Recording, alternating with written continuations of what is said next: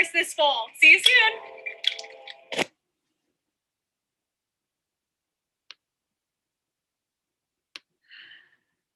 Hello, new students, new parents and families. Welcome to New Student Orientation Virtual. We're so excited to have you here today joining us for the next few hours. I'm Megan McHugh. I am the Director of University Events here at Drew, and one of my favorite things that I get to do as a part of my job is oversee our orientation programming for our new students, as well as our orientation committee, which is the group that you just saw a few minutes ago. They were the ones welcoming you here. Unfortunately, they can't all be here with us today in this virtual format, but they are so excited to see you all at August orientation when we move in a couple days early and we get acclimated to campus before the start of the fall semester. So you will get to meet a few of them throughout the day here, but the full group will see you and welcome you here in August. So today, I'm going to give a few instructions of how today is going to actually work, and then we're going to jump right into our sessions. But first off, we will have a quick welcome from our Vice President, Dean Merks. So I'm going to share his video in just a sec, and then we will get moving.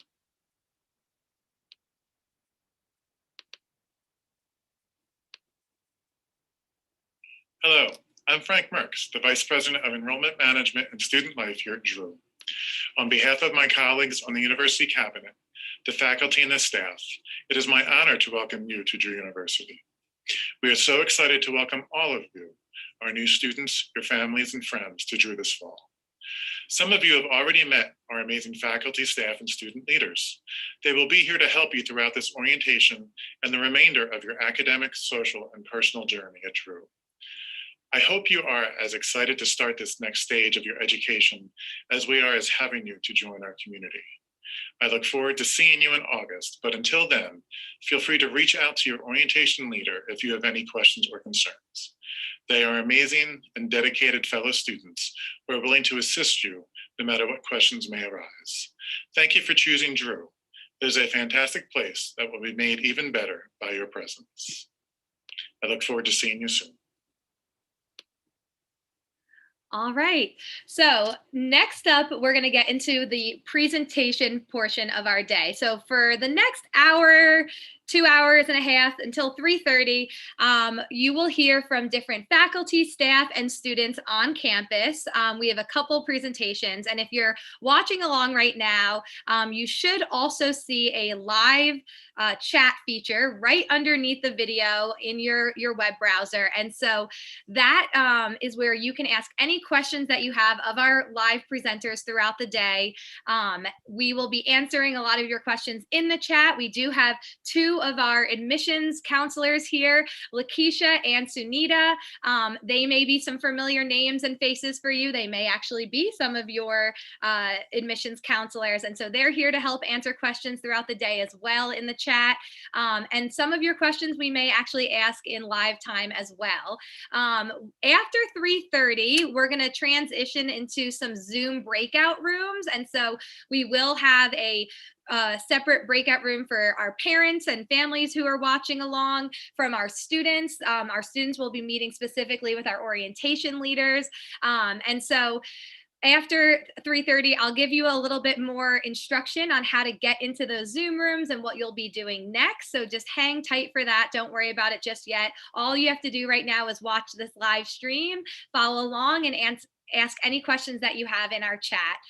So I'm going to turn it over to our first official presentation for the day. You'll be hearing from Shannon Mills.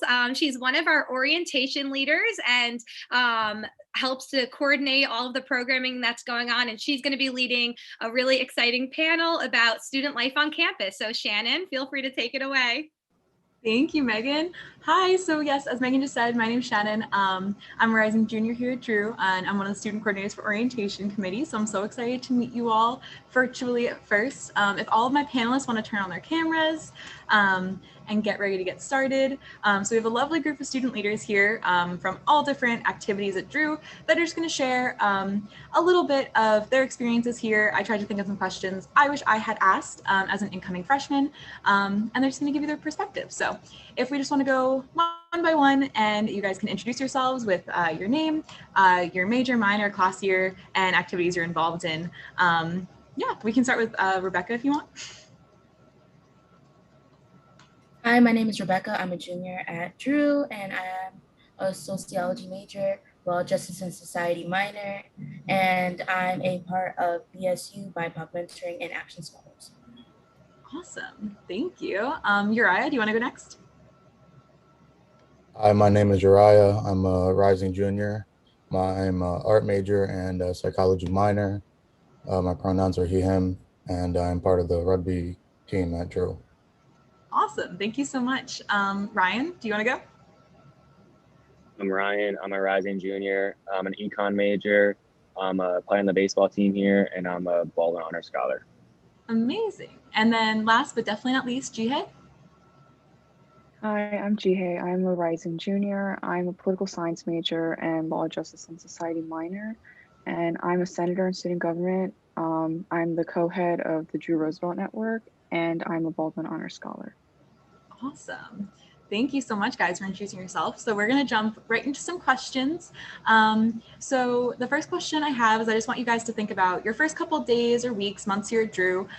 Just talk about how you felt coming in, and then try to describe an activity, some event you went to, a community or a resource that helped you feel at home here on campus. And Jihei, I can throw it right back to you for that one. Yeah, so I was definitely nervous coming in to college from being at home all the time in high school. And so I was a little hesitant to go to events and stuff, but luckily I became really good friends with my roommate. So that was nice to have her around. And also I made some good friends in DSEM and all my other classes. And then when sophomore year rolled around, I started to join more clubs and attend more club meetings and stuff like that. So I guess I just say that it's important to get involved quickly just so you can meet more people. Yeah, awesome. I completely agree. Getting involved is very important. Thank you for that. Uriah, do you want to share your experience? Just to piggyback off of what G has said, just going out there and putting yourself out there and not being afraid to talk to people because they're all new just like you, and they're not afraid to, you shouldn't be afraid to speak up and join clubs or whatnot too. I know my RAs and OC leaders helped me a lot to get acclimated to Drew. So awesome. I'm so glad to hear that. As an RA and also an orientation leader, that's so good to hear. We definitely tried to build a sense of community for our incoming students that lasts them throughout their entire college career. So that's amazing. So the next question I have for you all is, you're all very busy. You all listed your activities, very busy students. So how are you able to balance your work and then your social life? Ryan, do you want to talk about that a little bit as an athlete and a Baldwin Honor student? Yeah, so definitely one of my biggest piece of advice when you first come here is to make a schedule, whether that be writing it down or have one in your head. Definitely make sure you have your day planned. Personally, I like to have it planned. Like, I'm very strict to my schedule, so minute by minute, hour by hour, definitely. And don't be afraid to actually include sleep on the schedule there. Don't get overwhelmed. Also, leave a little time for yourself on the weekends, whether that be whatever you like to do, whether that be working out, reading a book. Some self-care time is very important, because when you go to college, you're on your own. You don't have your parents there to push you and help you there. So definitely a schedule is extremely important. I completely agree. Yes, I live by Google Calendar. Becca, do you want to also give your perspective? Yeah, just going off the same notes, just making sure honestly that you use time for yourself and not overbook yourself, because I know there's a lot of activities and different things that you will want to do on Drew's campus, especially since you're away from home for the first time. And honestly, just time management is the biggest thing. Just making sure you have time to do your homework since school is the first priority, and then making sure you have time to rest and not to get too overstressed. Yeah, awesome. Thank you so much. Yes, definitely self-care is something we preach a lot here at Drew's campus. So when you come, definitely make sure you're taking some time to take care of yourself, as well as our student leaders have told you. So the next question I have is, what was one thing that you wish you had known as an incoming first year student? I'm actually gonna throw it right back to Becca and Ryan. So whoever wants to go first. I can go. So I guess one thing that I wish I knew coming as a first year would just be to take a lot of gen ed classes and a lot of classes that interest you, just because you might have your heart set on a certain major or minor that you want to do, but essentially you might end up switching it as you go on to your Drew academic life, just because we have so many different interesting things that are there. So I would say if you do that, then taking other classes in your gen eds first allow you to also take more classes as you go on and hopefully get to solidify your schedule and have everything that's needed for your major. I love that answer. I completely agree. That's why I ended up as an anthropology major. If a class interests you, just take it. It'll be worth it. Anyway, if you don't end up liking it, you don't have to take that class ever again. So I love that advice. Ryan, do you want to share a little bit? Yeah, so definitely one thing you should know is that all the professors here are extremely helpful and accommodating. Don't be afraid to speak up in class and ask a question. You may think it's a silly question, but there honestly are no silly questions, and the professors are honestly really there to help you. And another thing is they are very accommodating, like I said. So for me, I play on the baseball team. So working around practices and games, if you can't make their office hours, they will go out of their way to work around your schedule and their schedule just to make sure they have a few minutes to talk to you. So definitely, if you have a question, reach out to professors or anything like that. They are extremely accommodating. Yes, I love that as well. They always say, your professors say you're a person first and then a student. So if you have anything ever going on in your life, just reach out and they will absolutely be willing to work with you. So then this next question I have, coming to college is obviously a big adjustment. So how did you adjust to being more responsible for yourself? Uriah, do you want to talk a little bit about that? I was lucky enough to adjust all the way from high school in terms of speaking up and talking to professors and teachers and even my guidance counselors. And so I just carried that habit over into college. But I know that professors will always want to reach out and always want to talk to you, and they're very personable. So don't be afraid to reach out and talk with them, because they'll talk to you about anything and really can even help you in other subjects aside from the one they're teaching you. Yes, that is so true. We're going to say it a lot, but like seriously, talk to professors. They're the coolest people. Jihei, do you want to share a little bit too? Yeah, I mean, for me in high school, I wasn't too busy. I guess naturally there wasn't too many extracurricular options, and the course loads just weren't as heavy as in college. So when I went to college, it was definitely an adjustment to keep myself organized and also hold myself accountable. So keeping schedules and calendars is really helpful to be responsible and keep your things in order. And also it also helps to give yourself some time to relax a little bit. I know self-care was mentioned a couple times, but it really is important to take breaks and, let yourself breathe a little bit before moving on to the next thing. Yes, absolutely. That is so true. It's very easy to get busy, but you need to take care of yourself first. Thank you. So this is a fun question. So Drew's campus is beautiful, but specifically, what is your favorite spot on campus if you had to pick one? Becca, can I ask you that? I would say one of my favorite spots on campus would actually be the Welch lounges, or overall like freshman dorm lounges, just because I feel like it was one of the places I was able to make the most friends, just because you're sitting there and someone will just come up to you. And there's not a lot of hesitancy just to like speak to someone else. And for me, I had my civic seminar in the Welch downstairs lounge, and I assume that the new action styles will have it in Brown Lounge. So that should hopefully be one of your favorite places. Awesome. Yes, the lounges are so fun. And you're always playing a lot of really cool events in there. So always check out the lounges. That's an awesome answer. And then Ryan, can I also ask you as an athlete, do you have any favorite spot?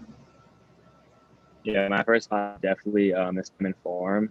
When I have free time, obviously I go there to work out. But also what's great there is I've actually met a lot of people there. Just honestly, when they shoot hoops there, that's how I met some of my good friends there. And there's always people there to play with. and hang out with, and it's just a great spot to be. So definitely, it's a good spot to take your mind off of things, go there and relax if you're interested in athletics or working out, things like that. So it's awesome, awesome spot to be at. Awesome. Yes, that's a great answer. It's such a good way to meet people. And then Jihei, do you have a favorite spot? Yeah, I get my favorite spot would definitely be the EC, which you can just sit there and do homework or just relax with your friends, or you could grab a meal or a snack. But it's just the light comes in really nice in that building, and it's just so pretty, and it's just a nice place to hang out. That's awesome. And then Uriah, do you want to wrap it up with your favorite spot? Oh my gosh, hands down is the art studio. I love the Dorothy Young Center, and I spend most of my time there. And what's great about that studio is you can kind of create like your own vibe there. Like it has its own aesthetic, and you can just do homework. You don't have to paint or draw per se.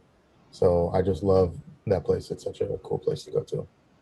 That is awesome. Yes, that's a beautiful building. So when you guys come on campus, definitely check out all the spots that these amazing students just listed, just walking around campus. It's so relaxing. It's so beautiful.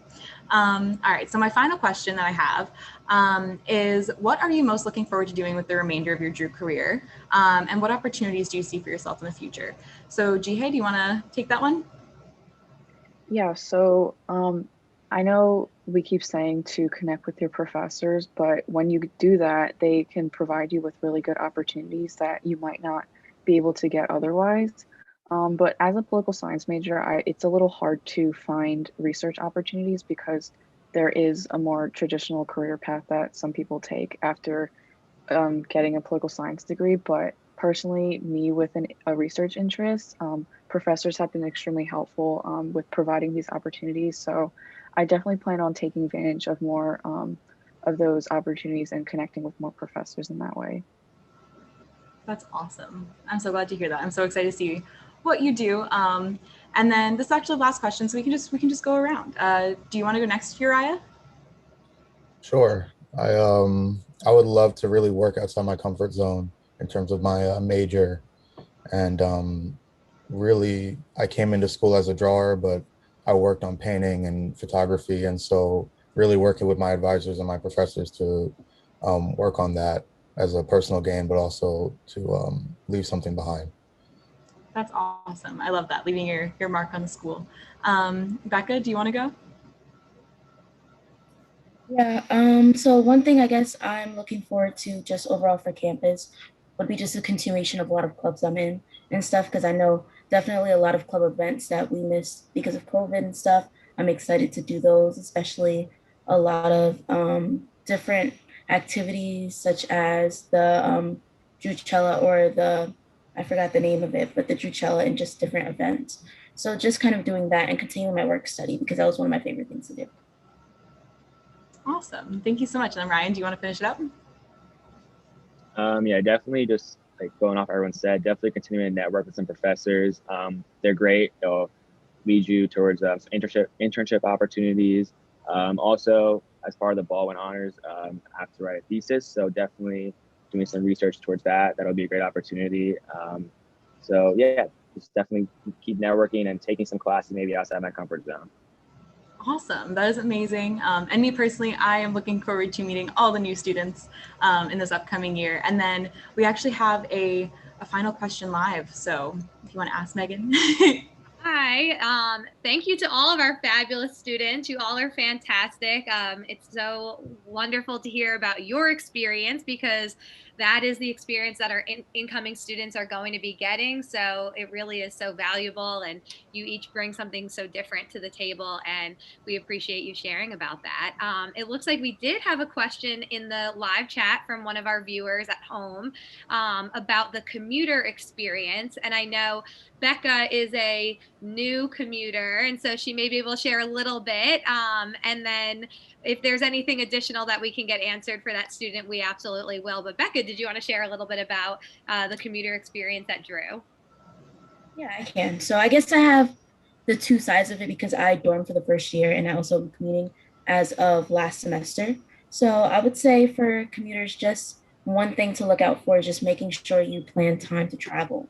Just because if your school, I guess just because like if your distance from your school to your house is like a short time, make sure you have enough time that being said, you'll have enough time to go hang out in the commuter's lounge if you have an EC, or just chill in the EC or the commons to hopefully just study up, catch up with friends that you have that are dormers. Because I feel like even though there's sometimes feeling like a great commuter dormer divide, we often are able to hopefully mend that just because we have so many activities that include commuters as well. So just making sure that you try to plan out more time and try to stay on campus longer if you can, whether it be just to hang out or to like get a job or just to do homework there, just because I feel like it's such a good opportunity.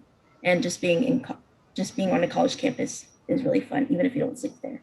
So. Awesome. Thank you for sharing, Becca.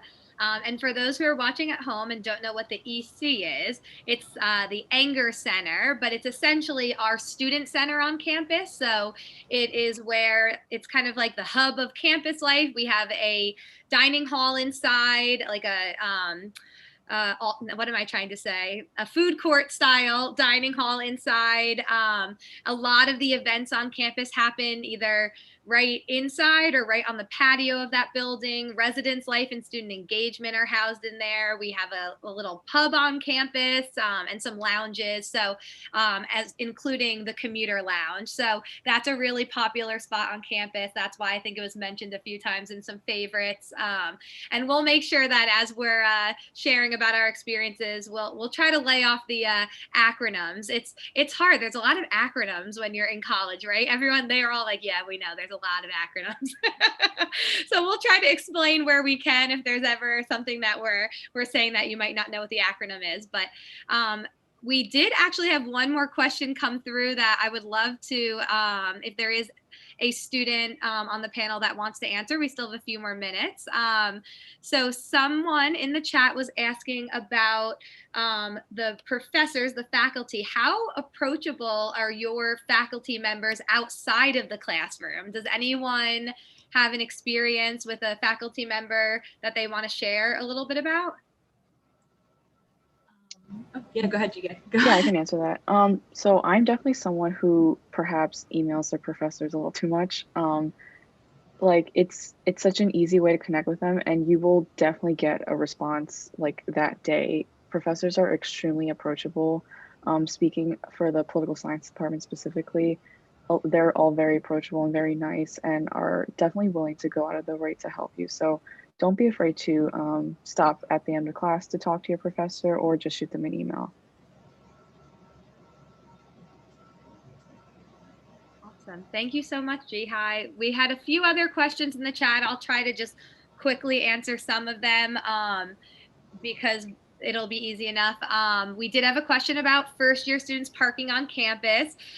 First-year students and sophomore students actually are not permitted to have a car on campus for those 2 years unless they have a special accommodation that's needed. And in that case, they just work with the parking office to figure out if they can have an exception and have their car on campus. So you can always just reach out to parking at Drew or go to the campus security website to learn a little bit more about that. I'm just trying to see if we have any other questions coming in for our student panelists before we let them go. No, I think that we have answered all of our questions. So I just want to thank Shannon and all of our fabulous students again for their time and for sharing their stories and experience with our incoming students. Hopefully these will be some familiar faces for you when you are on campus in the fall. So thank you all again. Thank you. Awesome. All right.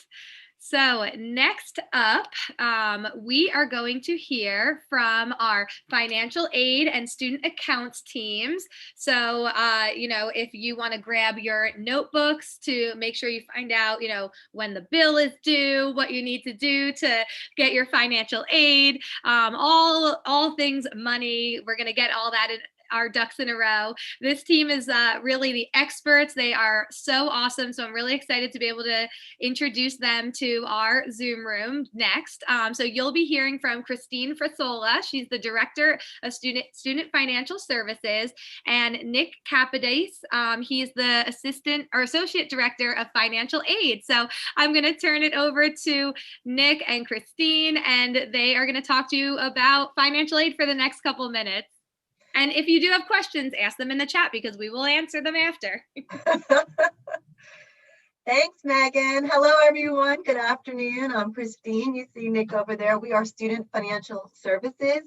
We do consist of financial aid and scholarships, as well as student accounts and payment plans. We do have a lot of information in a short period of time. So we're going to try to hit on the hot topics and get as much information answered for you, as well as we're going to show you where on the website you can go back to for reference, where you can find information that you're looking for. So I am going to take this moment to share my screen. Hope you all can see it. Let's hit my share button. There you go. So welcome to Drew. So we're going to start with some financial aid information. A lot of this should probably be a review. At this point, if you were looking to apply for grants and loans, you would have filled out your FAFSA. When you're filling out the FAFSA, you want to accept federal loans. There's also federal work study. There's information you had to put into the FAFSA. If anything's missing, we're going to reach out to you on it. There's a verification. It's a random process from the federal government. We'll talk about that next. So in Treehouse is the spot that we do almost everything: financial aid, student accounts, payment plans, proxy, everything. So all the information is available at your fingertips. On the screen, you're going to see I put a little screenshot in there for you. So for the financial aid at this point, you have the information here, your award information, your FAFSA information. Down here, the last one, how to view and accept your awards. That one's really important, because if you plan on taking the loans, you need to view and accept those awards within this week. Statements are going to be sent out next week. Statements are always sent out the first week of July, on or about the July 5th, depending, of course, on the July 4th holiday. So if you want them to show up on your statement as anticipated aid, you really want to view and accept your awards. So with filling out the FAFSA, you have the option to go for direct loans. Direct loans are the federal William D. Ford Federal Direct Loan Program. Anyone completing a FAFSA is eligible for the federal loans. You're not required to take out the loan, but it's nice to have the eligibility there if you need it. Maximum amount for freshmen is $5,500, and you'll see sophomore and junior, your maximum amounts, your eligibility goes up as you go on in your program. The maximum amount a dependent student can borrow for the education is $31,000. So again, you're going to notice, I'm going to say this a couple of times, if loans is what you're looking to help finance your program here at Drew, you really want to go in and accept the loans so that you can get that process moving, and they will show on your account. If you filled out a FAFSA and you feel that maybe you don't need a loan right now, you were saving, parents were saving, 529 plan, you don't have to take a loan out now. You can. Let's say October comes and a parent or a student, you feel that you need a little help, that something came up you didn't expect. You can apply for the loan at that point. The door doesn't close if you don't do it now. So please keep that in mind, that you do have options along the way. At that point, if you haven't already done it, you fill out a master promissory note and entrance counseling. These are federal loans. So federal loans will always require entrance and exit counseling. It's federally mandated that we at the university discuss your loans, talk to you about the interest rates, talk to you about repayment, to make sure you're fully aware of your obligations. This is probably the first loan or credit card information you've got. There's two different types of loans. There's a subsidized versus unsubsidized. And when you fill out your FAFSA, it determines it for you. A subsidized loan, there's no interest accruing while you're in school. Payment does not start until 6 months after graduation, or if you drop to at least half-time, or 6 months after you leave the university. An unsubsidized loan, payments can be deferred until 6 months after graduation. So interest starts accruing now, payments are due now, but you can defer it till after graduation. And you have the choice if you want to pay the interest now so it doesn't capitalize. That's your choice on it. This is eligibility based. So depending on your FAFSA will depend on which loan you have.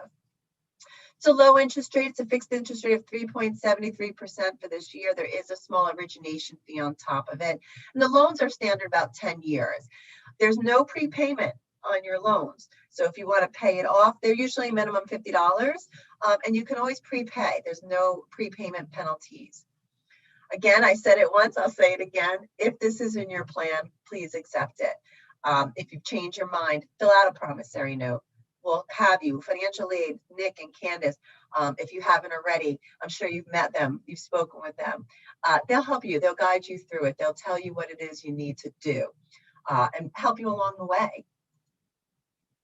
There's also federal work study. So if you're planning on working while you're on campus, if you filled out a FAFSA, this is going to help you have an additional $2,500 in eligibility for what federal work study is. It's paid hours for work. So this isn't something that just gets applied to your student account. You actually get paid by a paycheck. The wages are range from $10.20 to $10.50. These are on-campus jobs. So most departments here on campus have a work study or a couple of work study positions available for our students. Priority hiring is the first 2 weeks of the semester. So you really want to go over to the Career Center, see what they have available, what works with your schedule. We're pretty flexible in our departments when we know we're hiring students. We want to make sure that we can work around your schedule. Most students work about 10 hours a week, give or take, depending on, again, your schedule and what you need to accommodate for.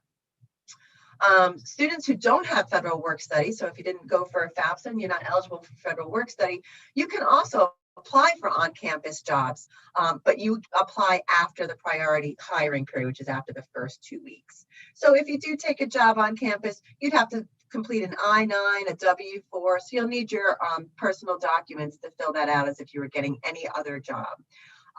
We all have federal work study students. It's a great way to meet your departments, meet people on campus. As I mentioned earlier, when you're filling out your FAFSA and other information, sometimes we need backup information. So our financial aid counselors will ask for backup information, any kind of missing documents. They'll reach out to you. Just so you know, Drew email is our main source of how we communicate. So it's always your Drew email. It's not a personal email. So please make sure you take a look, you read through them.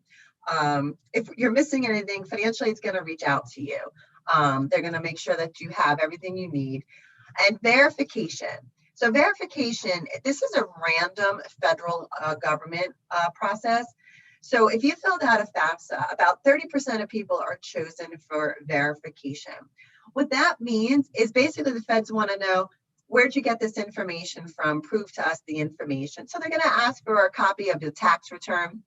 They want to see where the information from. They want you to validate it. And again, we would reach out to you.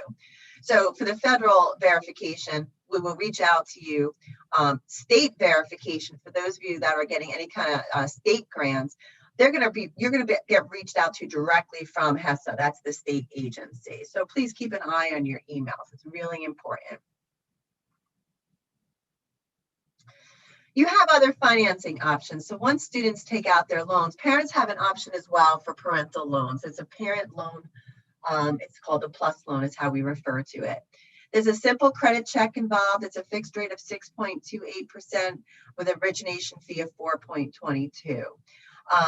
Parents can borrow up to the cost of attendance minus any other financial aid. And if a parent is denied a loan for any reason, the student will then become eligible to borrow an additional $4,000 on top of their original loans. So if for some reason something happens and you cannot make a payment plan with us, our payment plans, and I'll talk about them in a little bit, only run over the semester. So they're only 3 and 4 payment plans. So depending on what kind of gap you have as far as after your financial aid and scholarships post, will depend on what you can afford on a monthly basis, and it's something you want to think about. Keeping in mind the parental loan, there's no prepayment on that as well. So if you want a lower payment, extend it out, it's an option. Same with private educational loans. There's many lenders available. The parent or the student can borrow for the private education loans. There are credit checks involved. And usually if a student is going to borrow for it, usually they always request a cosigner for students for sure. Depending on which lender you go with, will depend on the interest rate, fixed or variable. Again, there's lots of different lenders. It's available on our website, which again, I'll show you our website a little bit later in the presentation. So you can make an educated decision and what works best for you. Everyone is different. Everyone planned for college differently. So you have to figure out what works for your needs. And we're here to help you do that.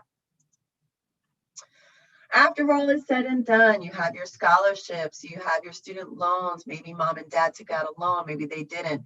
If there's a gap and you're short, there are additional payment options. So if you have a gap and you planned on making payments to the school, you can pay in person by check or cash. We're asking for appointments right now because we're not fully open. So you can just email the student accounts team and we'll set up an appointment for you. You can always mail a check. So you can mail a check to 36 Madison Avenue. Please make sure it says attention student accounts on it. That's always an option. You can pay online. So if you pay online, if you use a debit or credit card, please just keep in mind there is a small fee. There's a small surcharge fee. It's about 2.9 to 3.2% depending on what card you use. If you pay online via ACH or through a checking or savings account, there is no fee. And again, like I mentioned earlier, if you need to make a payment plan, your payment plans, there's 3 and 4 month payment plans. There is a $40 setup fee. So you'd set up your payment plan again, either by debit or credit charge, debit or credit charge. Keep it in mind that there's a small percentage there, or ACH. So you set it up the way you need to set it up. A lot of people, when they go to do their payment plans, a lot of times, you know, here it is June, I don't know, I'm waiting on an outside scholarship or I'm waiting on something. You can estimate your payment plan. So you can estimate it now, set it up, and if something changes in the next month, you can change it. You can always adjust it later. So keep that in mind as well. You want to do your best educated guess on your payment plan when you initially set it up. But if it's not exact and surprise you got an extra $500 scholarship from somewhere, you can reduce it by $500. So there are options there.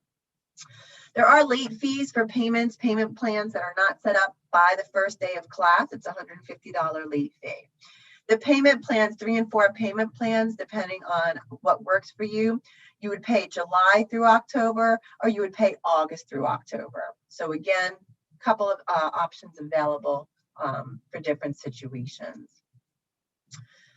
Really important, tuition and payments. Statements are out the 5th of every month. So you'll be getting your statement next week. So they're estimated to come out on the 5th. It is a holiday, but we're still going to try and get it out on the 5th. For the spring bills are going to go out December 5th and it's due January 5th.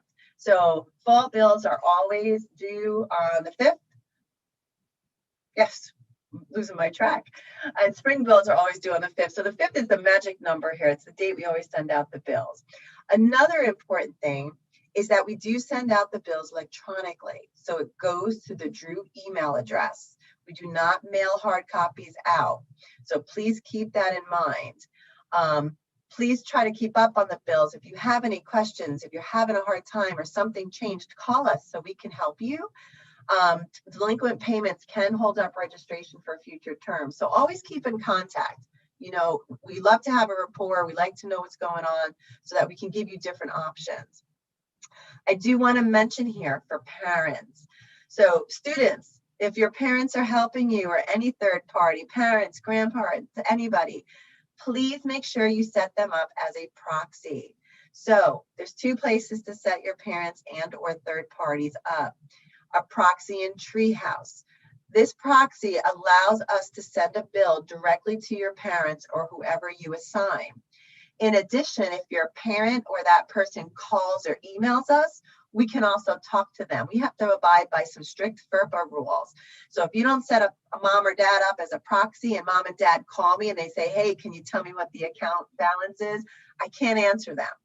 So this is your account. This is your adult account. So please set them up if you'd like them to help you and be able to work with us. Also, as far as paying payments, you'd set them up as payments in your Nelnet payment platform. It's a different platform than Treehouse. This is where the payments are. We outsource our payment platform to a third party. They handle everything for us, and that's where you'll make your secured payments. So really important, if you have someone helping you, please, please, please set them up as proxy. You do not have to set anyone up as proxy, but at some point, if you're going to need help, it's a good idea to do it now and just start the year off with it. Other important reminders, health insurance. So all full-time undergraduate students are mandated to have health insurance. We offer every fall, this is an opt-out program. Every fall, you must waive out of the health insurance program if you have health insurance covered under mom or dad. And it's open right now to waive it. So I'll show you again in a little bit where to waive this. It's an opt-out program. You'll go into Treehouse and you're going to click on the Waive or Enroll Health Insurance link. Failure to waive the insurance by the deadline will incur a charge. So it's really, really important. You've got 2 months before the end of drop ad to waive this insurance. So do it at your earliest convenience. We will send out reminders, but if you know you're covered under mom and dad, do it now. This is done at the beginning of every academic year. Your academic year starts every fall, starts fall to spring. That's your academic year. So please make sure you take a look at that. And again, I'm going to show you where to do that. And look, it's right up here now. So if you look at my screen here, you'll see on the top right-hand side, it's the My Account box. Link right here, waive or enroll in student health insurance. This is going to take you to our third-party health insurance provider. It's University Health Plans. They're going to have 2 separate links. One says waive the insurance, one says enroll. So choose the appropriate link, fill it out, and submit it. It's open now. I'm gonna suggest you do it after today's call. I do want to point out here on the left side of the screen, you're going to see at the bottom, I know it's a little bit of a small picture, but on the bottom it says parent proxy access. It's actually got a video and instructions. So that's to set up your parents as proxy in Treehouse so that they can get bills directly sent to them. So you'll notice on your Treehouse, under your students tab, you've got a lot at your fingertips. You've got student accounts for your charges, payments on the top right. You've got your financial aid for scholarships, awards on the bottom right. You've got other personal information on the left. You've got your registrar information. So Treehouse is where you're going to hang out a lot, where you're going to get a lot of good information and where to go. Drew ID card, very, very important. So your Drew ID card is what you're going to need to get in and out of your buildings, into your dorms. You're going to need it for meal plans. You can use it at the bookstore. This is an online process. So on our website, and we're also going to be sending an email out later this week to you and your proxies. You want to go in there and you want to set up, request an ID card. You click on the link. It's going to ask you to upload a photo. You're uploading a nice clear photo in a JPEG format.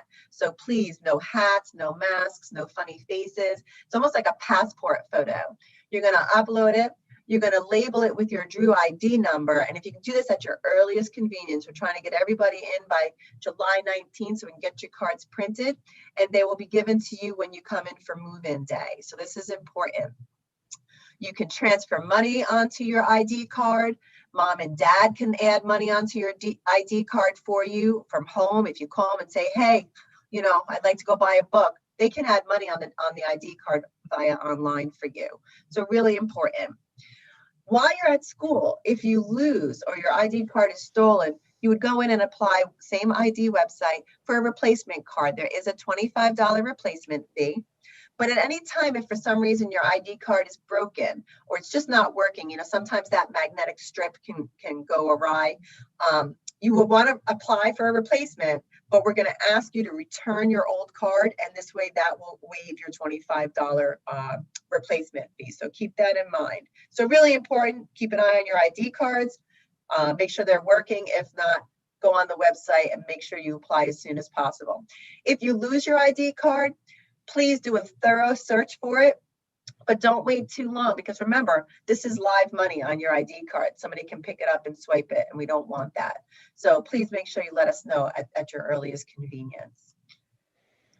A couple other things just to bring up so you have it on your radar is we do offer a tuition protection plan. It's an insurance plan for tuition costs.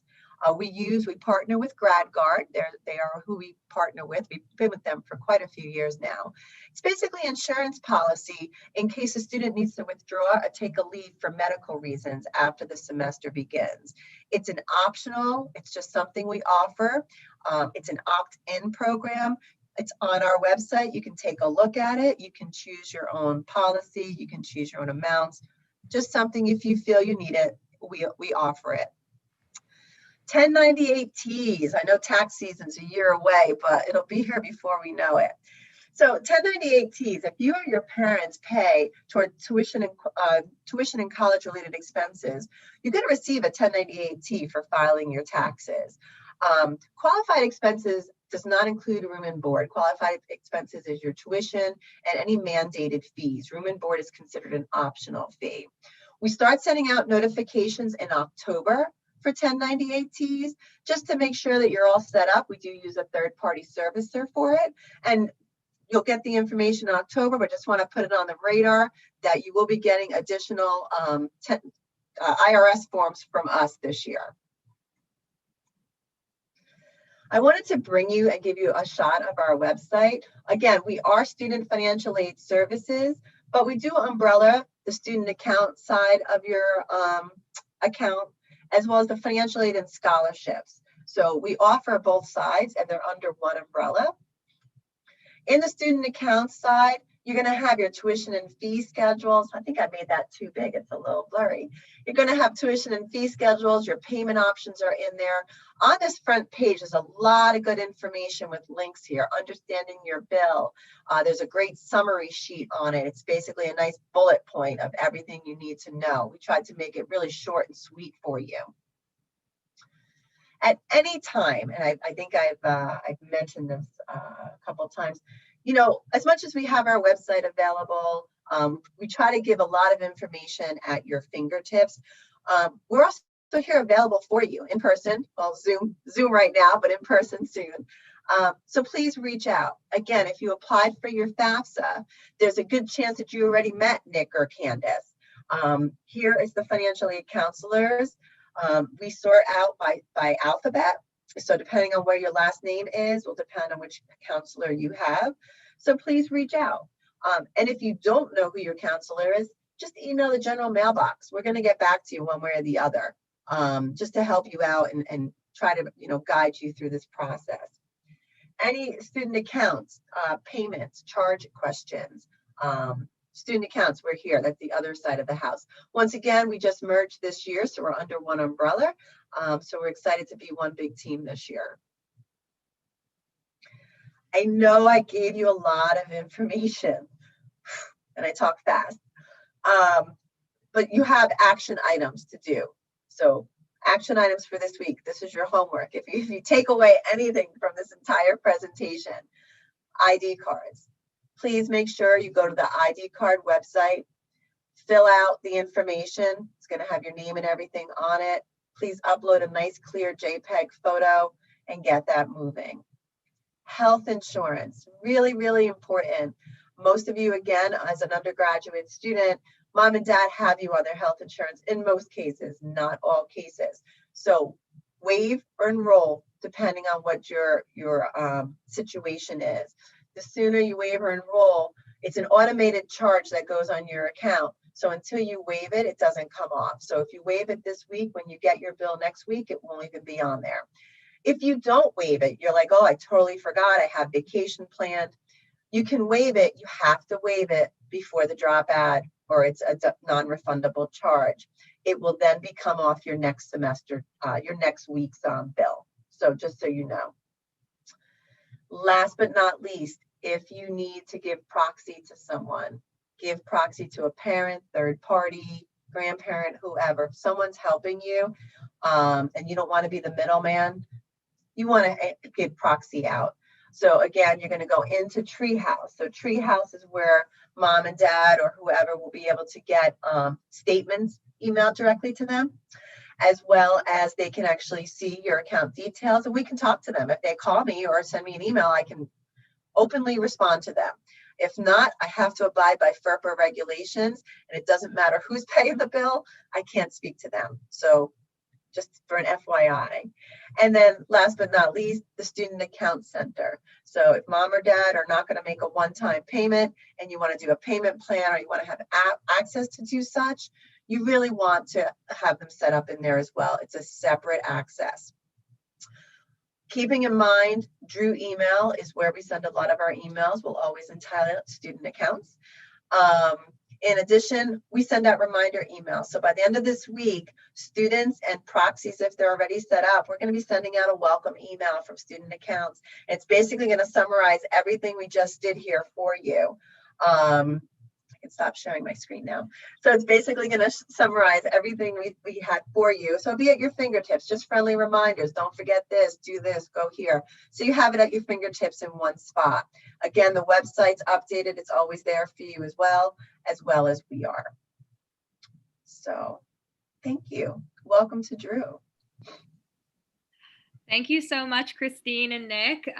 Very helpful information. Like Christine said, we know it's a lot of information. It is. We know there was a lot of questions in the chat, and we're doing our best to answer as many as we can. I think that a lot of them did get answered, but there was a few maybe still out there that people who may feel like they need some more support. I do want to promote that at the end of our orientation session from 4 to 5 p.m. today, we will be having optional drop-in sessions. There's a couple optional activities that will be going on, like a virtual campus tour and an international student Q&A. But one of those optional sessions is drop-in sessions with financial aid and student accounts, as well as our director for accessibility services. So it's a great place for you to go and meet with somebody like Nick, one-on-one in like a Zoom breakout room, and ask any of your specific questions. We know that everyone's situation is a little bit different, and your question may not apply to everyone. And so if you have something that you want to talk through a little bit more or get some more instruction on, I definitely encourage that you visit us during that time. And so, like I said, I will share more info about how to get there when it's time to get there. I know some of us we're eager to get to the next session, but we are here watching virtually through 3:30, and then we'll be going into those breakout sessions later on this afternoon. And that's a great point, Megan, is everyone's situation is different, and chances are there's nothing we haven't come across, or nothing that we can't brainstorm with you, or give you options, or give you advice, or give you direction, especially, if this is your first student coming to college. It could be a little overwhelming, especially, if this is the first one coming through. When you're on your third or fourth, child coming to college, maybe you have it down pat, but every school is different. So please do the drop-ins with us. We're there to help and answer questions, and just get you on your way. Yeah. Absolutely. Thank you. This session is also currently being recorded and will be shared with all of our new students through a Moodle course that they will get on July 12th, and they'll have access to it for 4 weeks. And so you'll be able to watch this content again, and it will also be shared with many more additional resources as well. So that's another thing to look forward to if you weren't able to take notes, or you feel like you missed something today. You will be able to get this information again at a later date. Later this week. All right. So thank you again so much, Christine and Nick. We are going to transition into our next presentation for the afternoon. And you are going to hear from two of my favorite faculty members here at Drew. And so I'm going to toss it over to them in just a second. But first, I want to introduce them. So you will hear from Dr. Maria Masucci. She is the Associate Dean for Faculty in Arts and Sciences. And Dr. Jill Sermeal, she's the Director of First Year and Transfer Advising. And they are your best resource for all things first year experience inside the classroom. They're going to talk to you about how you're going to get set up for your fall courses.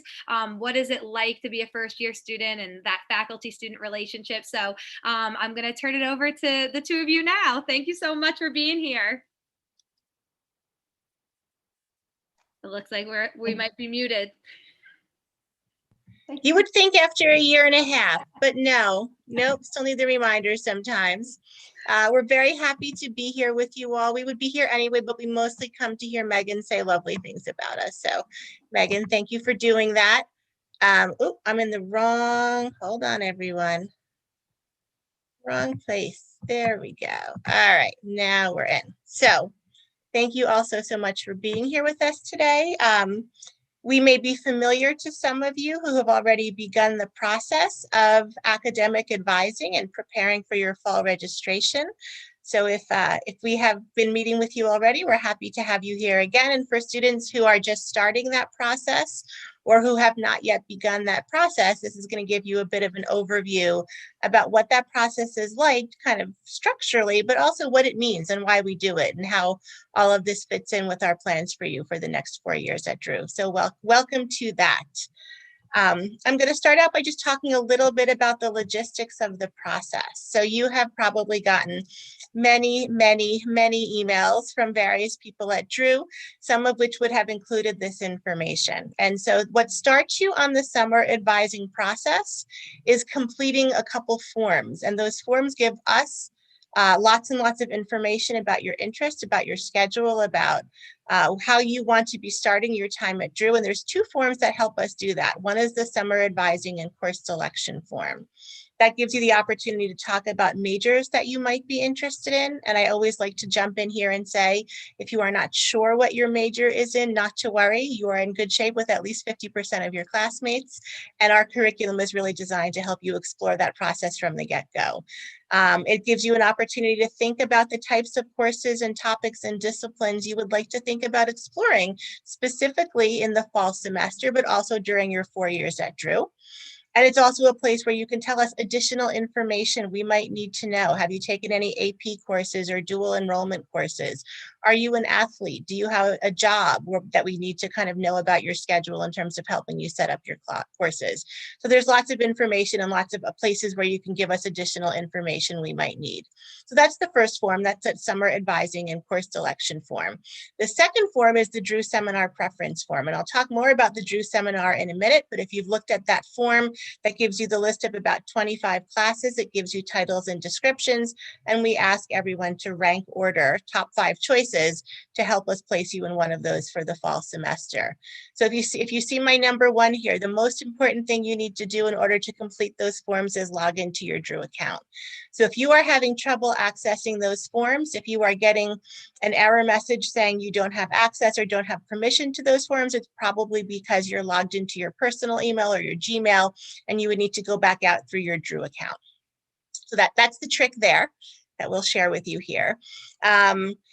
Once you have completed those forms, you get put into the system where Dr. Masucci and I can see your forms. We set you up with a summer faculty advisor who will reach out to you over email to set up a time to meet with you and to start that advising process. And what happens in that advising process is talking about options and plans for the fall semester, and it culminates in you really having a fairly set fall schedule of courses by the time you leave that meeting or those meetings. So that's what that process looks like in terms of planning your fall semester, at least on the academic side of things. So what's important to know about that? One is to check your Drew email regularly. I think we've all spent a lot of time online in the last year or so, but sometimes that means email and sometimes not. So please make sure you've got your Drew email on your radar and you're checking for information, not just from your summer faculty advisor, but also from the orientation committee and student engagement and anyone else from Drew that might have important information to share with you. What else is important for the summer advising process? Some people will need to take placement tests, not everyone. So we have a handful of placement tests, and that's really going to depend on whether you've got foreign language experience in your background, whether you're considering some of our science courses or calculus courses. So in that information, you will see, and on the summer orientation page, there's a link to the placement information. And it really is very clear about who needs to take these tests and whether and how you would go about doing that if you need to. If you are not sure, not to worry, your summer faculty advisor will look at your information with you and help you with that process if needed. Apparently, I'm very big on checking Drew email. I've got it for number 2 and number 4 here. So everyone just promise me you'll check your Drew email, and then I can leave that point and move on to my next slide. So let me do that. So I'm going to talk with you a little bit about what your first year experience will be like. And there's 2 courses that all incoming first year students take that are I'd say like a sort of a cornerstone of that first year experience. And that's the Drew Seminar and Drew 110, which is our launch workshop. So the Drew seminar is what you'll take. All incoming students take that in their first semester of their first year. Again, that's that form that gives you a list of courses and titles and lets you sort of think about what you're interested in. The Drew seminar serves a lot of purposes for us. And one of the things that it does is it fulfills one of your college writing requirements. So lots of schools do something like an English composition course or an English writing course, and we have lots of wonderful courses on writing in English and other departments. But the Drew seminar is the college writing, and it allows you to really focus on and improve and continue to develop the good writing skills you already have in the context of a small course, 16 to 18 students on a particular topic that is spread out across the disciplines. So we've got lots and lots of topics. We've got faculty in the sciences and the social sciences, humanities, and arts, all of whom are offering topics that are really near and dear to their heart, that are really fun and exciting for us to teach, and that we might not have the opportunity to otherwise offer during our regular teaching load. So we've got courses on horror films, we've got courses on acting, we've got courses on the meaning of music. My personal favorite, which just happens to be the one I teach, is on the psychology of Harry Potter. We've got courses on the pandemic and sort of hidden figures in science and the history of rock and roll and all kinds of things. You'll have an opportunity, if you haven't done that yet, to look at those choices and let us know what you're interested in. And that also provides a lot of opportunity for students to engage in co-curricular activities on campus with a core group of students. So in the context of that Drew seminar, you'll attend workshops, you'll have guest speakers, you'll meet up with other Drew seminar students and faculty to work together and to have some classes together. So it's one of my favorite parts about the Drew program and the Drew curriculum. In the second semester, we kind of continue that first year experience with Drew 110, which is what we call the launch workshop. This is a 1-credit course. It meets once a week, every other week. And it's a really interesting kind of deep dive into personal exploration, personal development, and career exploration. So it gives students an opportunity to reflect on not just the kinds of topics or careers they might be interested in pursuing, but what they might want that to look like. Are you interested in travel? Are you interested in project-based kinds of careers? Are you interested in working collaboratively or working individually? It also gives you an opportunity to do the kinds of things that we all know that we should be doing, but sometimes can be a little bit stressful or a little hard to do on our own, like start to develop a resume or update your resume, and to start networking with alum, with people in different industries and careers, and to start to develop some of those skills that we know are so important. And it's a really great way to think about, it's an opportunity to really think about, what do I want my next 3.5 years to look like at Drew? And what do I think I might want to do after? So Dr. Masucci in just a minute is going to talk a little bit more about sort of putting this in the context of our curriculum as a whole. But what we really want to do here is we really want to encourage you, as you're working with your faculty advisor, as you're working with residence life and student engagement, about making the most of your first year. I mean, Dr. Masucci and I are faculty. We know how important academics are, but we also know how important the larger Drew experience is. And so we're going to work with you to talk about making sure there is room and time in your schedule to find clubs and activities that you're interested in, to pursue things you might not have had a chance to do when you were in high school, whether that's music or art or philosophy or religion, things like that, but also to really find your people. And so one of the things that we can promise you is your people are here at Drew, and your first year experience is going to give you opportunities inside and outside the classroom to really find those people and make those connections, whether that's with students or faculty or staff. So we're so excited to start the summer advising and registration process with you, or to continue that with you if you've already started that with us. So I will turn it now over to Dr. Masucci. Hello, everyone. Good afternoon. Good to be here with you virtually. We're really excited to meet you all in person this fall. And so I'm kind of going to jump to the other extreme. Dr. Sumil was was giving you some very specifics about your first year and even your first semester. And now jumping to the other extreme, the really big picture of what this is all, what we'd like you to keep in mind as we then move to talk back to specifics about how you'll be selecting courses and making decisions about your first semester. So we want you to keep in mind that what are the larger themes within what we are presenting to you as the liberal arts experience. So these will come through all of the tools that Dr. Semil just mentioned, your Drew seminar, your experiences at Drew, your co-curricular, as well as really thinking about these in Drew 110.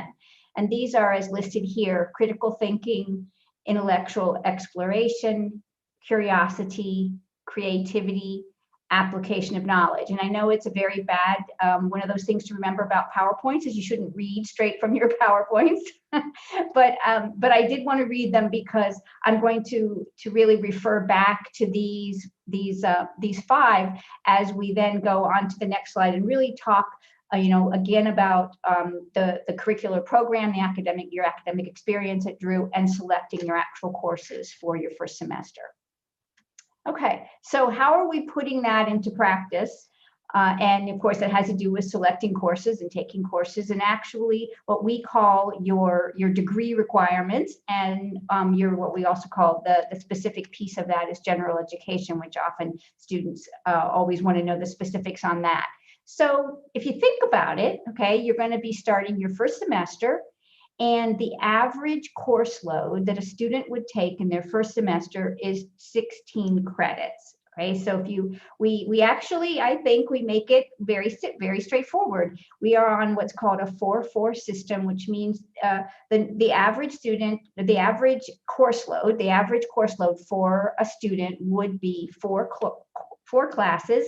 Each of those are 4 credits, so it's 16 credits. If you stayed with us with 4 years, which is it's 128 credits over 4 years, would be taking 16 credits for 8 semesters. And that, if you do the math, that's 128 credits.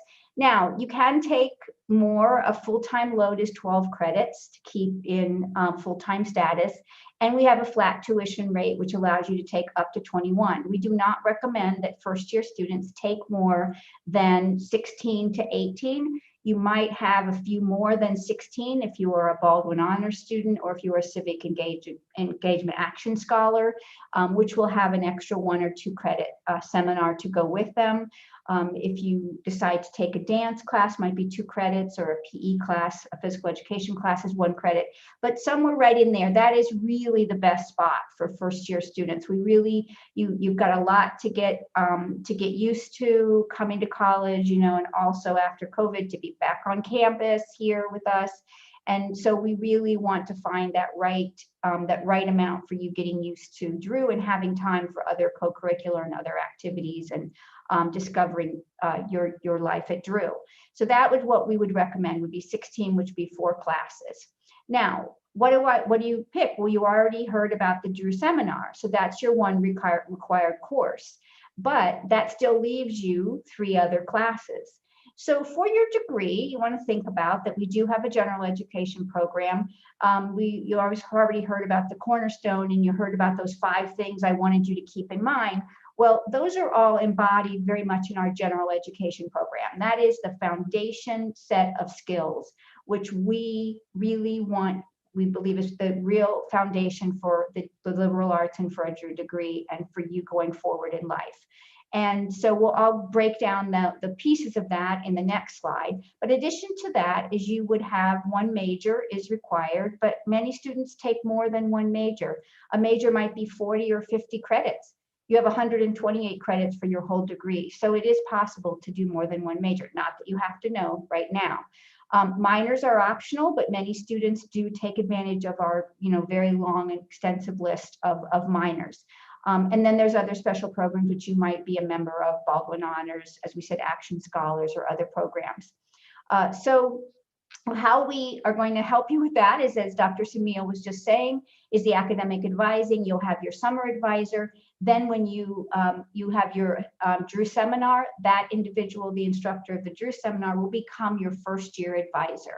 and they are there for you that whole first year and until you declare a major. When you declare a major, then you will be assigned an academic advisor in that major. And so you'll see you begin to have this team of individuals, and many students still, I mean, Dr. Samil, I know, still is in touch, with many of her first year Drew seminar students. And so we're always here as a resource, but you begin to have a much more and more very specific person in your area of interest as you move through your Drew degree and your curriculum. And then, of course, we've already mentioned your whole time at Drew is going to be also enriched by a whole range of co-curricular programming and engagement experiences, many of which you've already probably will be hearing about or have heard about already today. So now we have just a little bit more specifics about the general education program. So once again, we don't want to overload you too much because the focus now is on your first semester.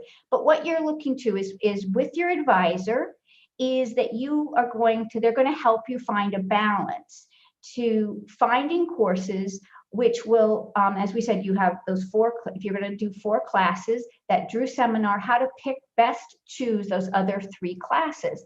So keeping the general education and those 5, that list of 5 liberal arts and practice items that I wanted you to keep in mind, that's what's going to help you to decide and build this first year semester of classes. So in general education, we have writing across the curriculum, which starts with your DSEM and then moves into writing intensive classes that you will take at least 2 of those. We would not, DSEM is your writing course for the fall, so you wouldn't worry about that one. Spring, you take the Drew 110. We do ask you to have at least 2 courses during your time at Drew, which really engage quantitative reasoning. That is not necessarily a math class, so you may not have to worry. You probably would not worry about that or even think about that in your first semester. But the other area that we think is really important as part of your liberal arts is diversity, culture, and global awareness. And that includes 2 pieces. One course which looks at those issues on a more domestic scene, and the other which is more on a global or cross-cultural comparative international scene. And those would be your 2 diversity courses.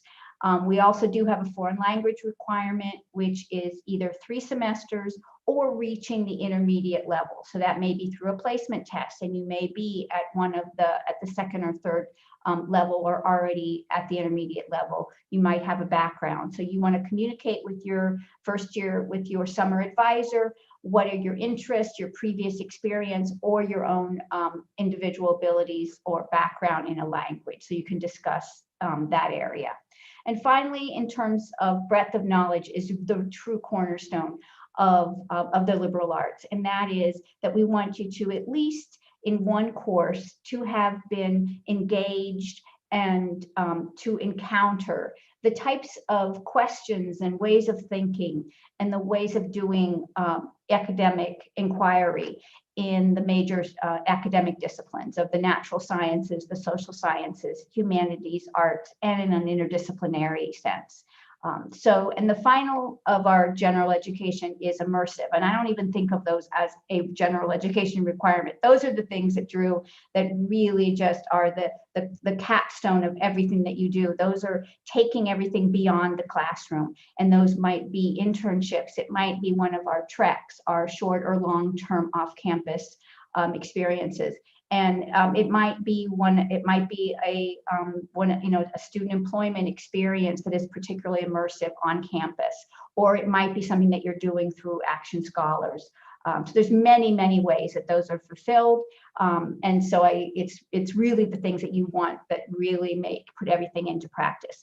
So I know that's a lot I just threw at you, and I still haven't probably answered to you that question, but what about my 3 other classes? All right. So how could do I finish all of these and, all these requirements in the first year? No. But what your, summer advisor knows our curriculum backwards and forwards. And so they're able, when they look at your form and then they speak with you, and then they'll see, okay, a very common students might go ahead and just get a head start right away with their language in the first semester because they have already made it to a certain level in high school and they don't want to lose that.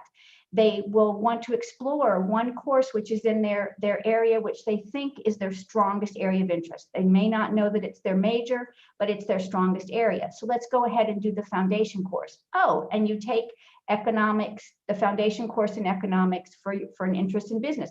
Well, lo and behold, that's also a quantitative and it's also a social science. So therefore, without you having to worry about your general education, you have already completed 2 of your general education requirements. If you're interested in pre-health, you might take intro to the first level of biology and the first level of chemistry, both of which are quantitative and both of which are natural science. So in that way, you're already moving forward. They're helping you to select the courses which help you explore. And that 4th course, we love to call it your out of the box class. And that is, wow, I look at the course list. It is amazing. It has so many courses and you're, oh my gosh. Well, I never thought that I would be interested in taking, art history or intro to archaeology. That's I always mention that. That's the area that I'm in. But maybe it's intro to philosophy. Maybe it's a comparative politics course. Those are all there for you to choose from. Try something new. And that's the way that we are here to help you put all these pieces together and select the best schedule for you for that first semester. So that was a lot. And I had to struggle again to find my microphone, to turn my microphone back on, but I've got it. So if you've got general questions about advising, the email that Dr. Masucci and I monitor and respond to is FYadvising. So that's first year advising, FYadvising @drew.edu.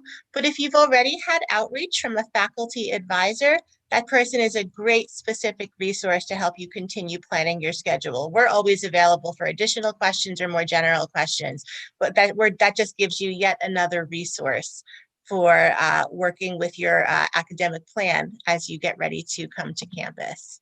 So that's our presentation. If everyone is ready for the pop quiz, no, there's no pop quiz. So, but we are happy to stay on the line for a bit and to answer any questions that might have come up in the chat that have not already been addressed. Yes, we do have a few questions. Okay, we love turning it around and giving the pop quiz to our faculty members. This is like one of the few times we get to do this, right? And then they prove to us that they can ace every pop quiz. So that's what we're about to do now. So one of the biggest questions we've actually been getting in the chat from a few of our new students and parents is about AP and CAP credits and how they will specifically transfer to Drew. Okay, I'll go ahead and field that. So yes, so your AP, all of your AP scores and credits that we do in the catalog. If you wander your way into the Drew catalog, they are listed in there to exactly. Some of them, as long as you have received a 4 or a 5 score on your AP exams, then you will receive Drew credits, and I believe in every instance it's 4 credits, unless I'm wrong. And so, but some of them also fulfill are an equivalent to one of our courses. Some of them come in as just general 4 credits. Some of them come in specific to a course, and some of them also fulfill a gen ed. So it really just depends on which AP that you've taken. And the way that there's 2 ways that you can, well, you should definitely make your first year advisor, your summer advisor aware so that they know and can take that into account when you're planning your courses for the fall. But also they want to help you make sure that, those do arrive, those scores arrive at Drew. The scores are not available yet. We know that until into July. So if you have already, or maybe you did when you signed up to take the test, you've put in the College Board, you've listed Drew, then we will receive the scores automatically, and they will get uploaded into your degree work system, and then we'll actually put those into credit those towards your degree. Now, if you did not put Drew, you can wait to see what score you get, and your summer advisor will know there's a form on the registrar's website. There's lots of forms on it. So good that you learn where all those forms are, that you can, you can download your scores or take a screenshot right from the College Board, and you can actually upload that and then get those scores to the registrar so you can be given credit. So just ask your summer advisor and they can help guide you to what your scores are going to count for. And then I think, did you mention CLEP, or what was the other type of test? CAP or CAP? CAP? Oh, yeah. Gosh, I failed. Do we, do you know about the CAPs, Jill? I don't know if that's something specific to a particular school or if that's a general category that we're just not familiar with. But we have lots of students who are doing things, whether it's with AP or SAT2 or dual enrollment kinds of things. And so we certainly have a process by which we can evaluate those scores or those programs to know what people might be coming in with. Yeah, it sounds like it might be a little bit school specific. It stands for College Acceleration Program. It's offered by several high schools in my area in partnership with Rowan. I know that Rowan University is in partnership with a lot of the local community colleges. So that might be a little bit specific to that institution. Right. We have, and in all my years here, I've never transferred in a CAP score, so this will be new. So, but it does sound like that's really a dual enrollment, that students who are in high school classes but really taking college classes at the same time. And yes, absolutely. Mm-hmm. What I would encourage you all to do is, if you're starting to get outreach, or if you're waiting on scores in order to start the summer advising process, do not do that. We can start working with you now. If AP scores or dual enrollment transcripts or things like that come in after you've started the process with your faculty advisor, it is very easy to start making adjustments to your schedule and changes. So for example, if you're waiting on an AP Psych score, but you want to major in psychology, we might start out by saying, okay, well, the course you would take is Psych 101, but if you get a 4 or a 5 on the AP Psych score, we will take you out of introductory psychology and put you in a different course for the fall. So again, don't feel like you need to have every bit of information or every single score. We're very excited to start working with you, and we can always accommodate new information as it comes in. Awesome. And also any dual enrollment credits through will need to, they will often be reflected on your high school transcript. We can't bring them into Drew for credit from your high school transcript. They have to actually be on a college transcript. So if it was from one of the New Jersey community colleges or another university, whatever, you will have to get an official transcript from that institution sent to Drew. Awesome. I think we only have maybe one other question that I'm seeing lingering in the chat. Our admissions counselors have been doing an excellent job, and some of our student leaders are in the chat right now too, trying to answer our questions that our new students and parents and families have had. So thank you to everyone who's out there helping us answer these questions. But I do have another question for the two of you. Do writing support classes count towards the 128 credits needed for graduation? Yes. So we have various ways. So I mean, the Drew seminar that everyone is taking, which is our college writing requirement, counts both toward a general education requirement, and it's a 4-credit course. We have a couple really excellent courses in the first year. There's 2 different ones in the first semester and one in the second semester. There's what we call writing studio courses in the fall. One of them is a 2-credit course, one of them is a 4-credit course. And we've also got a course in the spring called academic writing. And these are great courses for students who might either be struggling with writing or who are not confident in their writing. We get a lot of students or students who just really like to write and want to get some more writing exposure and feedback. And all of those are credit-bearing courses, and all of those would count toward the 128 credits for graduation. Awesome. All right. Thank you so much. I'm going to put in a final plug. So again, remember, check Drew email. If you are trying to get into Drew systems or Drew forms, make sure you're logged into your Drew account. If you had that moment that we've all had where you had a password and it just is impossible to find or remember, we can work with instructional technology if needed to reset your password and get you back in the system. And if you have filled out the forms, it usually takes between 1 and 4 days, depending on, my dog is about to join our meeting. He's been joining lots of meetings this semester. There he is, up on the edge of the screen. we have, it was a little distracting. Where was I? Where was I?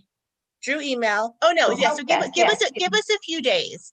If if you fill out your form, we know you're very excited to start working with us. We are very excited to start working with you, aren't we, Roscoe? Yes, we are. But it might take us a little bit of time. I'm now getting comments in the chat about my dog. It might take us a little bit of time to just have that process, to get those forms processed, to send you up with your advisor. If you've got a question, check with FY Advising, but we are seeing your information. We are not forgetting you. It just will take somewhere between, 60 seconds and 4 days to really make sure you're in the system and getting processed. So keep an eye out, and we will absolutely have your information and be in touch with you. Can I make another plug for writing? So we really want you to feel comfortable. Writing is really one of the most important foundational skills, regardless of whatever is your major or your future plans. And we do not, different from many universities, we do not ask you to take a writing placement exam. So I think that, that question was a really good one that might have been thinking along those lines, if there's some kind of like remedial writing class that's non-credit before you actually, get into the other classes. And that, no, we don't. So everyone starts at the Drew seminar. But if you feel, like Dr. Sermil said, you can talk to your summer advisor, and please don't feel at all bad if you feel like, I would really like some extra support or just gain more confidence. And that's why we have those writing studios, and they aren't listed as requirements, but they are really there for you. And do not, not hesitate at all. They are credit bearing. They won't put you behind. They'll only help you. So definitely talk to your summer advisor if maybe the writing studio is a good choice for you as a supplement to your Drew seminar. Okay, I'm going to squeeze one more question in. I know I said that we were almost done, but I think we have time for one more. And this one is specifically if we have a January term, which is, the more condensed like classes over January, and how those work, the credit hours, and what tuition kind of looks like. I don't know if we can answer all that package, but if we can give at least a little overview of what the January term typically looks like. So we do not actually have an official, we still have a Jan term, but it is not really long enough to run full credit bearing, like 4 credit bearing classes. But there are various experiences. Some of the short-term travel programs sometimes have run in January. So you'll actually see in the course list information on what is being offered in January. I would say Dr. Sermil could correct me if I'm wrong, but in the last couple of years, there has not been anything specifically for first year students that would have worked in the time frame. But later on, I definitely have students who will do 2 credit internships over Jan term. That often can be a really good time to pick up those additional credits. But right now, our Jan term is not quite long enough to run separate classes. But summer, in terms of tuition, both Jan term and summer have traditionally are a discounted tuition rate. And so, summer term definitely is a great time to pick up some extra credits.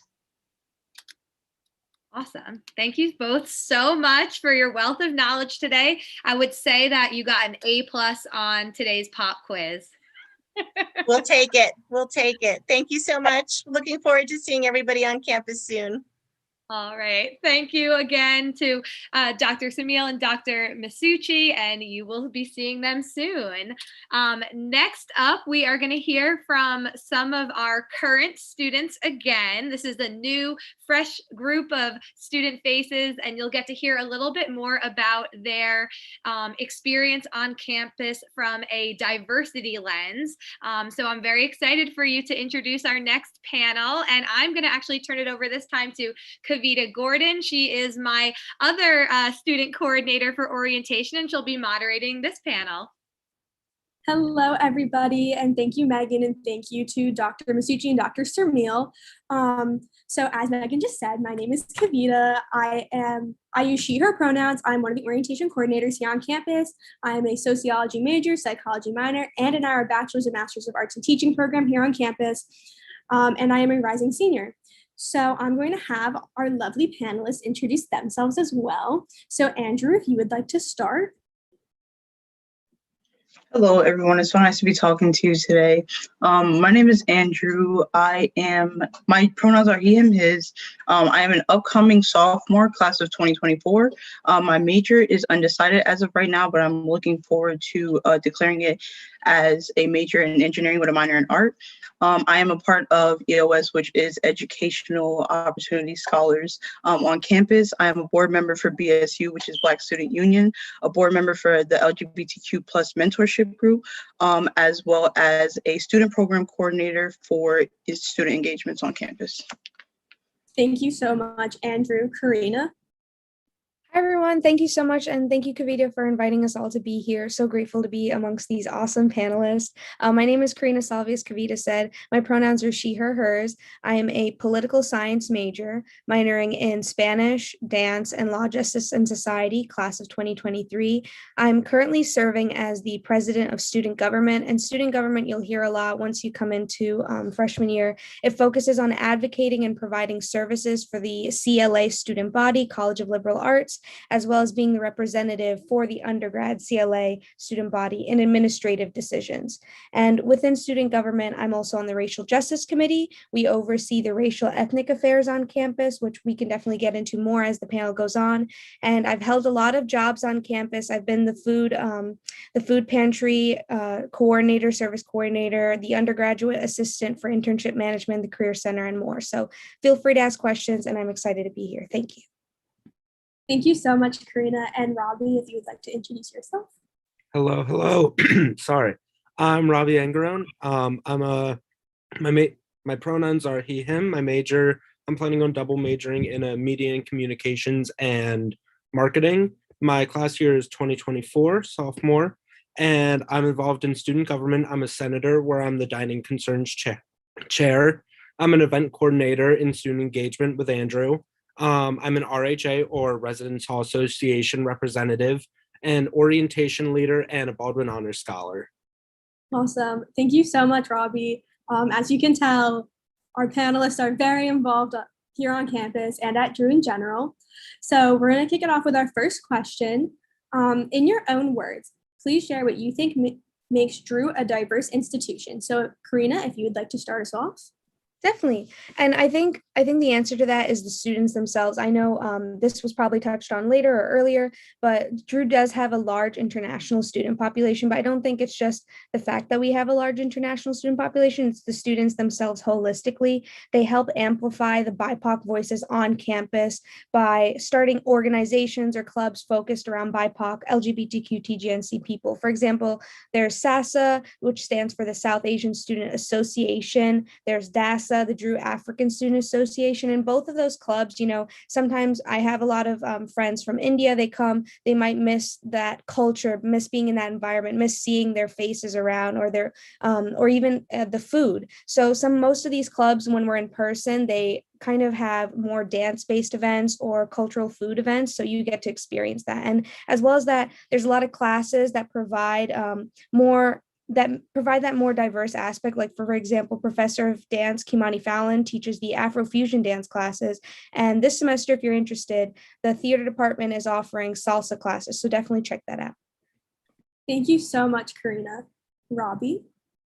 Yeah, so I just want to push that the students make this place so diverse, and you have so many student leaders that are just pushing for more and more classes or clubs that just really enforce learning your culture, learning about other people's cultures and all that. Like we have students who are pushing for Pan-African studies major, and we've gotten that off the ground, so that's really exciting. And another student is working on API majors, I believe, studies for that. So yeah, it's really awesome how students are able to work together and how faculty is able to listen to us and listen to what we want as students for our school.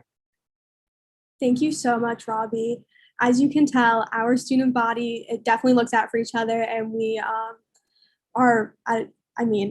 just based on this panel, we have an awesome student body here on campus. And then, so for our next question, where were you able to find your community at Drew? Robbie, I'm going to come right back to you with this one. All right. So I was able to find my community through just reaching out to a ton of people and talking to everyone and just being able to find people who I shared the same experiences with. And like we were just able to talk to each other and share stories whereas like from my hometown, I wasn't able to do that as much. But now here, being able to just reach out and talk to people and making group chats or a giant group me for the entire class I did at the beginning of last year. Just working together with other students to start that, I was able to find my community, and then joining things like student government, student engagement, orientation committee. It's really helped me find people who I relate to and find people who I could connect with on more than just a single basis. Thank you so much, Robbie. Andrew? So I was able to find my community through student engagements, working with event staff. We have a lot of different events on campus, which consists of a ton of different things. I will be talking to you forever if I was to explain it. But I basically put myself out there. I tried to not only enjoy the event as it was as a whole, but take it as an opportunity to introduce myself to new people, to get, like Robbie said, to make group chats with people, to simply hang out with people on campus. That's the best way that you could get yourself out there. Just hang out with different groups of people and try to make yourself as comfortable as possible, because everyone at your university tries to make you feel as comfortable and as in the community as possible. Thank you so much, Andrew. So for our next question, do you have any mentors at Drew? And if yes, which I think we all do, please share a little bit about how they have helped you throughout your college experience so far. Andrew, I'm going back to you for this one. All right, so one of my main mentors on campus is Joelle Falis. She is an EOS counselor, and she's basically helped me throughout my entire freshman year. She makes sure that I am good emotionally, socially, and academically. Not only does she make sure that I'm getting my work done, that I'm keeping myself on top of my grades, she also makes sure that I'm getting acclimated on campus and that I'm just, putting myself out there and not only getting ready for my career, but getting ready for social aspects of my life as well. Another one of my mentors on campus was Rachel. She doesn't work with Drew University anymore, but she was absolutely wonderful. And just because she doesn't work with Drew University anymore doesn't mean I can't still reach out to her. We are very good friends and we still talk, on a day-to-day basis. She was excellent as well. Though she wasn't more on top of my academics, she was more on the social aspect of my life, and she kind of just placed herself where it was needed. At one point I was in a very hard time during my last semester, and so she just made sure she was there for me, and she just made sure everything was okay. She made sure that I was emotionally satisfied and that I was mentally satisfied with everything. And the mentors at Drew University, they don't have to necessarily be adults. They could be people your age, they could be your peers, they could be people in a couple grades higher than you, a couple classes higher than you, but everyone is very communicative and make sure that you are okay and everything is going to be fine. Thank you so much, Andrew. Karina? Yeah, I completely agree with Andrew. Like, for example, like most of the RAs are mentors to a lot of the freshmen. Right when you come in, you'll develop a friendship with them. But also at Drew, like one thing that's really popular is you might have like more than 2 or 3 mentors. For example, I have one for academics, one for dance because I'm a dance minor. So I mostly go to Professor Fowlin. And then in general, I think one of my biggest mentors would probably be Professor Mundo. Well, if you're majoring in poli-sci, political science, you'll definitely hear that name a lot. He's helped me a lot in understanding how to balance my like social life and my mental health along with my major and truly achieve the ambitions that I want, because I came in not knowing what major I wanted. And then I was questioning if I wanted to do law school, and he helped me take on opportunities, internships, connect and network with a lot of the alumni that Drew has. There's something called the Drew Young Alumni Association, which you'll hear more about as you go throughout Drew. And once I connected with those alumni through Professor Mundo, I was able to find out that the law school wasn't the path for me and that the nonprofit sector was the path for me. So definitely have to congratulate and express my gratitude for Professor Mundo, but you'll definitely find a lot more mentors when you come to Drew. Thank you so much. I just want to echo what both of them had just said, definitely you will find mentors throughout the student body. We do have a few peer mentoring programs as well that you can join if that is of interest to you. And I know a few people that were mentees and are now the mentors for that program as well, which is super awesome. So for our next question, what Drew diversity resources would you recommend to these new students? Robbie, do you want to kick us off? Sure. So I would love to recommend for people in the LGBTQ community, the LGBT plus mentoring program, which I believe Andrew is a mentor for, and I have a lot of friends who are mentors for it, which might make me biased, but it's a really great program, and they're really working hard to work with students and help them out in that way. And I also know there's a BIPOC mentoring program, and a lot of students who I'm also friends with have been mentors for that and have been mentees, and they give great reviews. In addition to Res Life, your RAs are amazing. I was able to talk to not only my RA, but the RAs above and below me, and it was just phenomenal service all around. Thank you so much, Robbie. Karina? Yeah, definitely echoing what Robbie said, and also just taking a look at the resources like through the cultural clubs. I'm sure we'll link it in the YouTube soon in a bit for The Path. The Path is a website that has all the organizations, all the cultural clubs on campus, any club that you could think of. And a lot of those cultural clubs, you know, they provide not only a group of people that you may affiliate yourself with through your identity, but also a bunch of other opportunities, not only networking opportunities, especially if you're looking for scholarships, but also just a safe space and a place that you can also call home, because your home is at Drew, and there's a lot of places to look for. And you can find mentors anywhere too, within any of those cultural clubs. Like Robbie mentioned, there's also the BIPOC peer mentoring program, which actually one of my friends started, and that's going well. You can either apply to be a mentee or a mentor. A lot of the students are learning a lot of things as well through other alumni. So, and definitely reach out to student government also if you have any questions, since we oversee a lot of the clubs and organizations on campus. So thank you so much, Karina. Andrew? Circling back to what Karina said, the clubs are an excellent way to learn about diversity on campus, whether or not it be about race, ethnicity, or gender affiliation. Definitely not only within the clubs and like the leaders of the clubs, I feel like the people in the clubs are one of your best resources. Reaching out to not only people in your class, but people in the classes above you, people who are alumni of Drew University, people who work for Drew University. Typically anyone on campus can probably give you at least the bare minimum of information possible, or direct you in the right direction or the right path to someone who can give you all the right answers, or who can direct you to someone else who can give you all the right answers, because I promise you that someone will have answers for you. If it's not the person that you're speaking with directly, it's definitely someone who has had more experience, or who just has been in the same situation as you. Because for one, you're not alone. There's people who go through the same things that you go through every day, and there's people who may even have experiences that will benefit you just hearing it. You know, even if you can't relate directly, they will have experiences that you will hear, and you might be able to. You never know. You might be able to help them with their experiences, and they may be able to help you with your experiences. So definitely reach out to the people around you for information and for advice. Thank you so much, Andrew, and thank you to all three of you for all of those wonderful resources that we have at Drew. So this is our last question. What advice would you share with a new student that is entering this fall? Andrew, I'm going to go back to you for this one. Okay, so my main advice that I would literally give anyone, especially because I was just in your position like last semester, like I'm, an upcoming sophomore, I was just in the same position.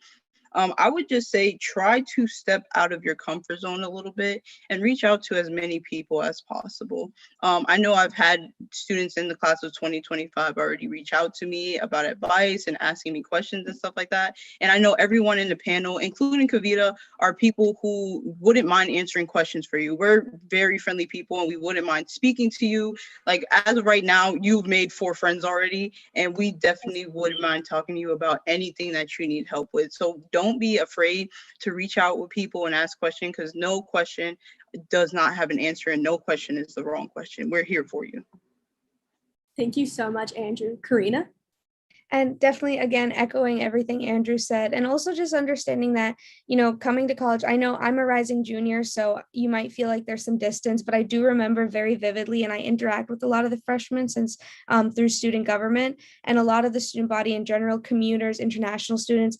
No matter what, you're not alone in this process. College, I know it might seem like very daunting, especially when you're coming in and, with COVID and all these things, but Drew is actually there for you. A lot of the staff, a lot of the people that have done these presentations so far, especially the professors as well, they're extremely supportive and they want to see you achieve your ambitions or whatever you want to achieve in life, and they'll be there for you. And there's so many support systems available. There's not only, Drew has one of the strongest alumni networks, but there's also so many opportunities. You can take a trek. You can go to the United Nations. For example, I'm taking the United Nations semester next semester in the fall, where you go to the UN and you take classes. And it's just, there's so many opportunities and you're not alone. So you might feel super lost, but don't feel afraid to even ask, like, any of us, if you see our faces on the path, just like wave to us, yell out our name, or just say, hey, someone will answer you. Walk into an office room, someone will help you. Staff, faculty, everyone at Drew is there to support you. So just know that, and you're not alone in this process. It's going to be great. Thank you so much, Karina. Robbie, would you like to finish this for us? Sure. So my biggest piece of advice would be this is so cliche, to be yourself. I know that I came from a high school, and a lot of other of my friends who came from high schools where they were really like the only person who identified as a member of the LGBTQ community, or were the only person who had a certain race or ethnicity or anything like that. And this is a place where you can be yourself and you can find people who have similar stories as you, who have similar lives as you, who you can just talk to about your experiences and who you can listen to about their experiences. And I'm just going to reiterate that you are not alone here. You can talk to any of us, any of your friends who you've met so far at Drew. We can link all of our emails down below if you want. And yeah. Thank you so much, Robbie. And just big thank you to the three of you for being amazing panelists, amazing students, amazing student leaders here on campus. I am going to once again echo just everything that they had said, and you can absolutely reach out to any of us at any time as students on campus. And we are all super involved with the incoming class as well. So you will definitely be seeing our names and our faces around on campus and just like online and different things. So that is it for our Diversity at Drew panel. And thank you all very much. Thank you so much to our amazing student leaders. I do want to give a few shout outs to our student leaders.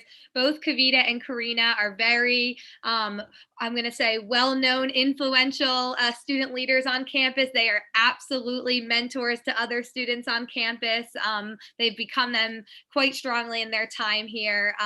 And I also have to really shout out Robbie and Andrew, because I don't know if you picked up on this when they introduced themselves, but they are both rising sophomores, which means that they were brand new students in your shoes, first year students this time last year during the middle of the pandemic, and they had a fully virtual orientation, did not get to come on campus until their second semester, spring semester. And as you can see, they're both very involved on campus. They've already found strong community here.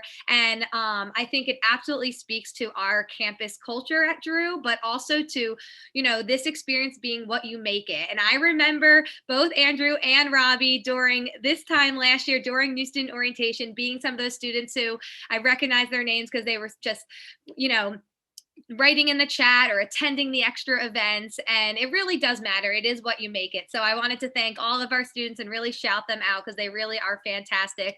And this panel, I can't stop smiling after it because it's such a great one. I did see there was a question in the chat. where can you potentially get connected with some of these students after the event is over. And so there's a couple places where if you're not already connected, I definitely encourage you to get connected. We do have a class of 2025 Facebook page that if you're not already a member, I definitely encourage you to join. We have some student leaders in there. If you're not utilizing Drewniverse, that's another like customized Drew social platform where a lot of our orientation leaders and current students are also on there, and you can get connected with them. But also, you know, following some of our social media accounts, you'll see a lot of these students. I know a lot of our students are always willing to connect on social media and Instagram, to share their email. So I'll ask that our students share their email in the live chat now. So if you do want to connect with them afterwards, but yeah, those are a couple of great places. All right, we have one last presentation that is a part of our live stream portion before we move into our breakouts. And I promise I will give instructions about the breakouts before we fully wrap up. But before we do that, I want to introduce our next two presenters. So we have Audra Tenero, she's the Executive Director of Counseling and Wellness, and Will Petrick, the Associate Dean of Students. And Audra and Will are two of my favorite staff members. I know I keep saying that, but like a lot of the people in this room really are my favorite. And they're gonna tell you that, you know, this is a hard act to follow because of their presentation, but don't let them fool you. They are both very fun people, very approachable people on campus. So don't be scared away from their presentation. But I'm gonna toss it over to Audra and Will now. Thanks, Megan. And thanks for everybody. Thank you for joining us. We're so glad to be able to talk to you today.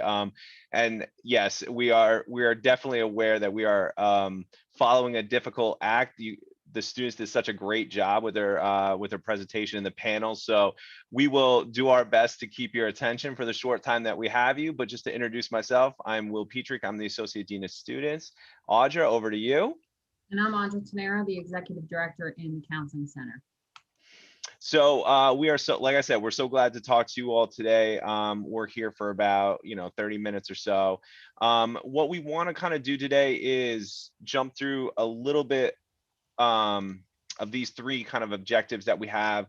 Audra and I are really going to talk to you today about the transitional process to coming to Drew and beginning your college studies. And what we want to do right up front is recognize some of the transition, what makes for a successful transition to the Drew community, what kind of that experience looks like, as well as realistically look at some of the challenges that people face in that transition process, especially given the unique times that we've been through and continue to work our way through. We're going to talk a little bit about some of the resources that you have on campus, how we work to support you, what you might expect in certain situations, but really to focus in quickly on some of the things that you can do in order to have a successful transition as possible. And the last thing that we want to do is just kind of highlight that the transition of the college experience is really about building yourself a support community that's going to help you through that. And one of the ways in which we do this is we really do encourage you all as students to talk and engage with your parents or whoever is there to support you through that process. It doesn't just have to be parents, but it can be anybody that is really your bedrock foundation for going through the college experience, because that support helps to carry you through what is a very different experience than you might have already had in your education. And to kind of start us off with that, I'll have Audra talk a little bit about the factors that are major in that transition. Well, yes. Are you going to share your screen? Oh my gosh, I have just been talking and it was not sharing. We are going to, yep, that absolutely. And here it is. Thank you, Audra. Because I can't do it without this slide. So the only other ones had the objectives in my name. So we're jumping right there. Thanks for letting me know. Yeah, no problem. Can you just populate everything in there? Yep. So today we're talking about first year student transition, which obviously we have some challenges that we've been dealing with over the past 18 months. The impact of COVID continues to linger. We see the mental health implications of it in people's heightened levels of anxiety. There are some sleep difficulties, some increased depressive symptoms. People have been feeling isolated, disconnected. And even though right now we seem to be moving into more of a normal phase, we still have some challenges. People are concerned about reconnecting with other people and coming to campus, and they're still kind of dealing with the situation that we had go on for the past 18 months.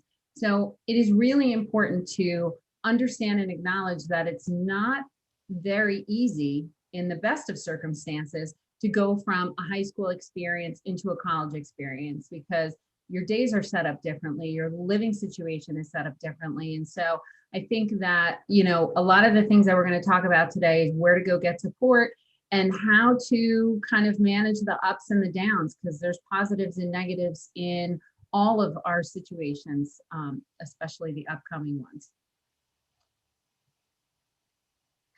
So the next thing we want to kind of do is Audra and I, you know, where we center ourselves and center our work, and mine's a little slightly different than Audra's, as you will learn as we get a little bit further into the presentation. But we really do, what we look at is how can we help people be as successful as possible. And for us, the success comes from this idea that's found in the Drew mission and our commitment to every student that comes here, is this idea that it's a whole life process. We are looking to ensure that people are getting the skills and learning things that are going to help them throughout the entirety of their life, throughout their careers, throughout the next steps, not just what's going to help you during your first year. That is absolutely 100% important, but we don't want to simply stop with that. We don't want to simply give you a skill and say, oh, this is how you pass algebra. I'm going to say that I'm not a math person, so that's not going to be the class I'm taking.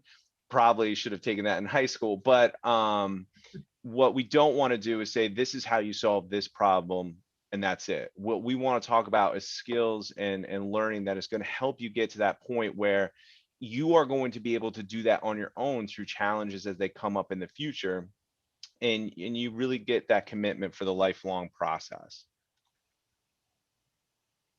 So how do we set the foundation for success? Well, we can emphasize back in Drew's mission, which Will just shared with us, but we can also think about our community, and the connection within our community is something that is super important. And like Megan had said before, the students that you saw just on that panel a couple minutes ago, a lot of them had only a virtual experience, but they worked really hard at creating a connection and community for themselves, which makes a huge difference of how you have a good time, but not only have a good time, how you learn, how you connect with other people, all of the experiences that you have. Setting the foundation for success means that when there are risky kind of situations or difficult situations for people, when it comes to alcohol, other drugs, or mental health, or bullying, or anything like that, we like to engage with students and talk about upstanding. How can you as a community member know that someone else has your back and that you've got their back, right? So it's kind of like we're there for each other, we help each other, we reach out when we feel that there's some concerns, and upstanding helps to reduce the overall harms, but also keeps us connected interpersonally and as a community. So we can all be really different, but we can all coexist together and get along. So we have a thing here at Drew. It's called the, oh my gosh, I'm losing it. The medical amnesty policy. Woo! And so we started teaching students to step up and step in if people were having issues with alcohol or other drugs, specifically life-threatening type situations. And so we've educated our students to call 911, to step in if they feel like somebody is in a difficult, life-threatening situation. Part of that policy allows someone to make a call for someone else and no one gets in trouble for making the call. And that's an important thing because we come from a very educational standpoint.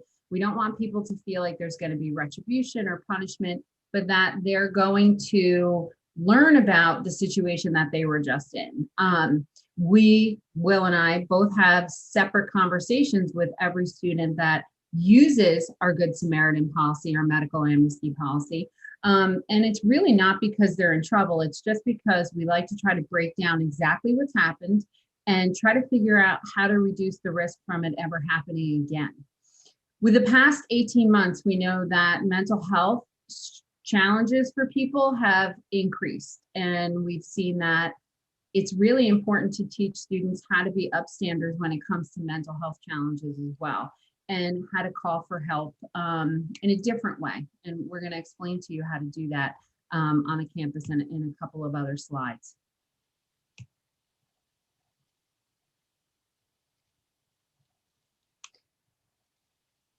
So cultivating success really begins with engagement. Like Megan had said, follow the social media accounts. There are a couple on the screen for you to follow if you haven't begun following them already.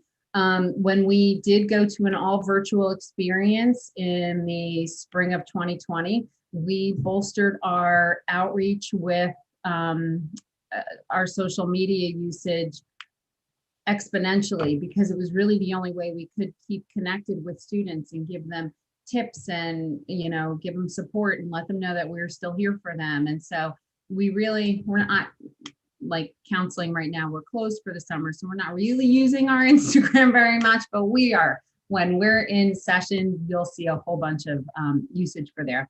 There's a thing that comes out every single day called Drew Today, and sometimes it gets lost in your email, but I really would encourage students to take a moment and look at it, because it not only tells you what's happening for the day on campus, it gives you sometimes what's going on for the week, for the next week, for a month. And it tells, you know, you can put some things on your calendar so that you don't forget them, because a huge part of being here is being a part of the community. There are times students really are challenged with the difference in the academics from high school to college. You know, we can't forget that everybody's pretty much been doing hybrid or online school for a good year at this point, and coming back into the classroom will present its own challenges. So we have a whole area for that called the Center for Academic Excellence. And I'm sure that if they haven't shared their information with you to this point, you'll definitely hear about them at some point during your orientation experience.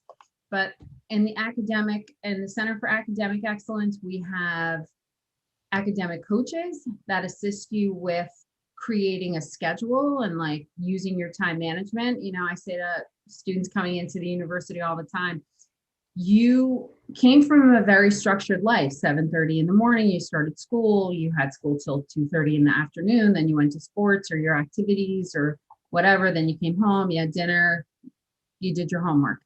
Life is not like that on campus. Like, you are in charge of setting your own schedule, getting to your own things, making sure you do your own homework. And so sometimes it's not easy to create that routine for yourself. And it's great to really use some of the resources that we have there, because the academic coaches are really good at supporting students and creating those environments. They also have tutoring in the Center for Academic Excellence, as well as writing support.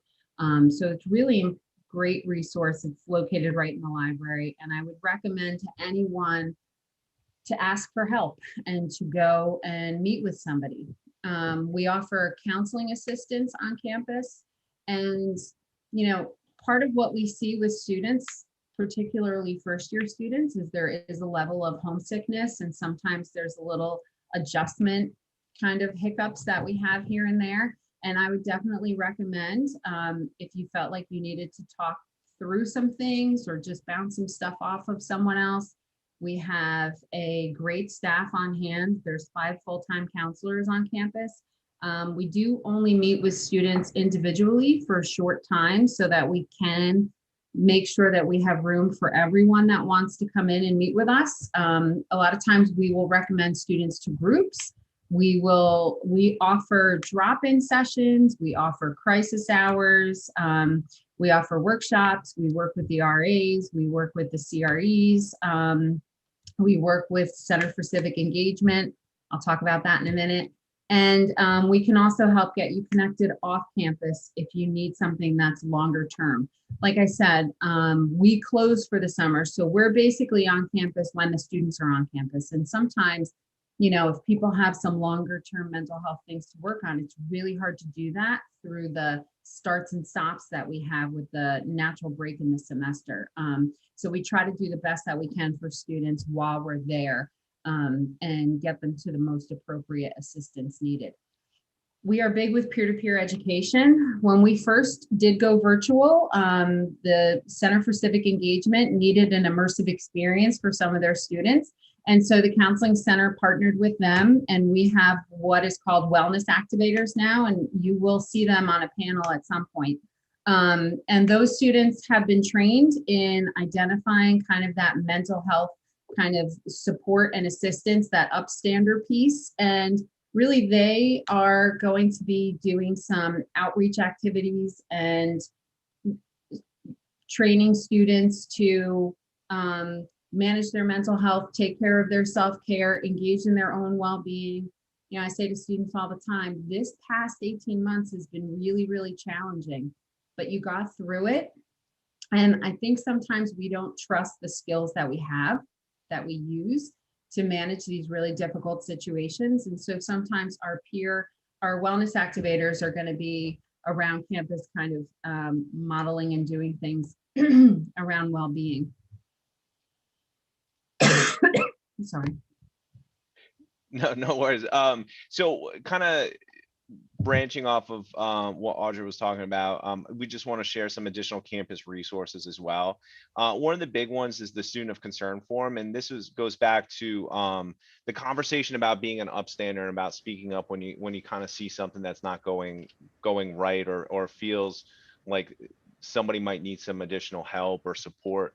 And the Student of Concern Forum is really just this open place where anyone, a member of the community, a member outside the community, someone visiting, can put forward a report that our staff would respond to, and it is shared with the counseling center, with health services, within a tight-knit group who kind of works to support the student when it's necessary. And it's about speaking up and saying that there's something going on. And this is just a way to kind of encourage that process. There's a way to do it anonymously. There's a way to do it with your name in there. However you feel that getting that information is important to us, I can't tell you how critical it is that when people see something, they let somebody know.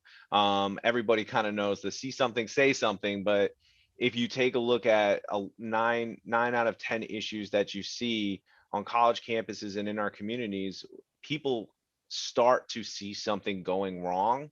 And this is a process in which we can hopefully share that when it starts to go wrong, rather than having anything reach the point where it becomes critical or is going to impact someone's academic experience.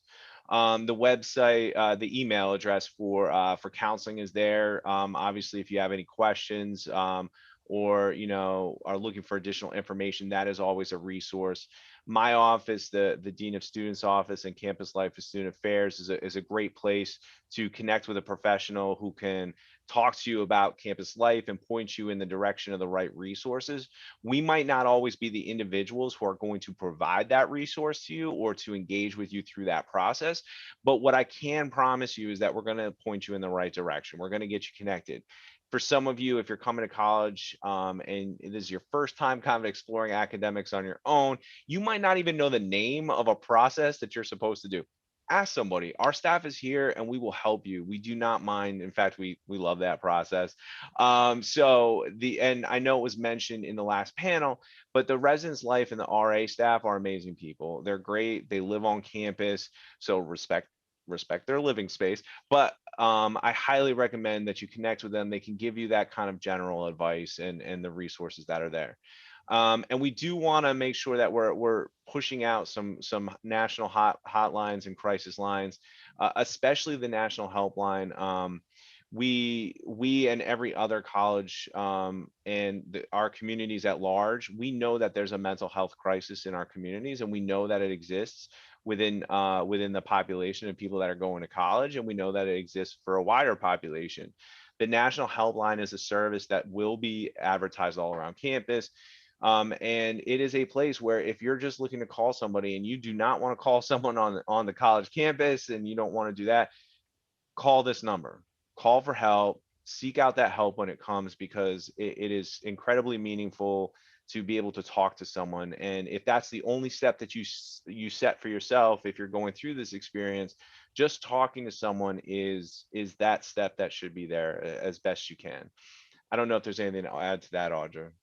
No, I mean, you can always look at our webpage, through the Counseling Center webpage, under the Drew University webpage, for any support resources or other information that you might be interested in knowing about mental health, or resources, different things.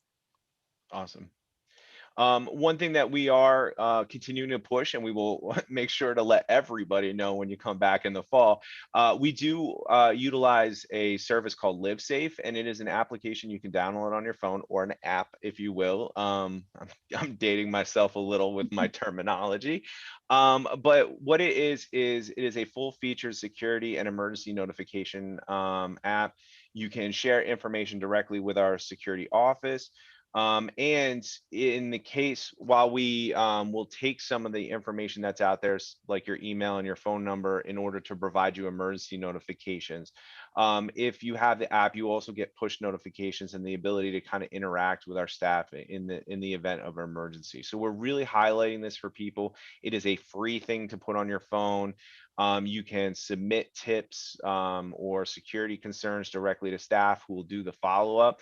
Or if you're ever in trouble yourself and you need to anonymously kind of communicate with somebody, or communicate without talking, there are options for that. It really is an incredible tool that provides guidance and support for that area. So you will see this more, but I do want to kind of just highlight it as a resource, because that kind of just jumps me into my my area of expertise, which aligns with our community standards and our student conduct process. While much of my work is focused on supporting students through issues that they have, the other part of it is also making sure to follow through on our student conduct process. One thing I do want to start off with is, I'm not a big like, hey, here's the 5 rules and I'm going to tell you exactly word for word what each of those rules are. What I will tell you is that there's something called Daniel's Dictionary. You go onto our website, you search Daniel's Dictionary, it'll take you to all the rules that we have on campus. The one thing I want to highlight for people is our rules comply with federal, state, and local laws. So when you come to college, you may be like, ooh, college, I'm looking forward to throwing the biggest party in the world because that's what I watched on some movie that seemed to be really cool. I can tell you a couple things. One, if it's illegal in the world, it's illegal on our campus. So please try to remember that when you come to school, when you come to college, it is not a free-for-all. It is not, I get to throw the rules out the window. You are coming in, and the difference is you are taking ownership now of your actions and responsibility within those things. While you might have done that for some period of time, when you come here, there's a different level of independence and responsibility that kind of falls on you as a person to recognize what these rules are. The second part I want to make, point I want to make, is that what we see in the media, what you don't hear about, what you don't see in the movies, is the impact that those actions have on our community at large. When you see things like people having destruction in a neighborhood, or you see some crazy out of control party in a movie, they don't show you, hey, here's all the other people that are negatively impacted by the decisions that were made. So when you're coming and you're reading Daniel's Dictionary and you're taking a look at the rules, they are crafted with the idea that you are a member of a community that values something, and we value education and respect for each other.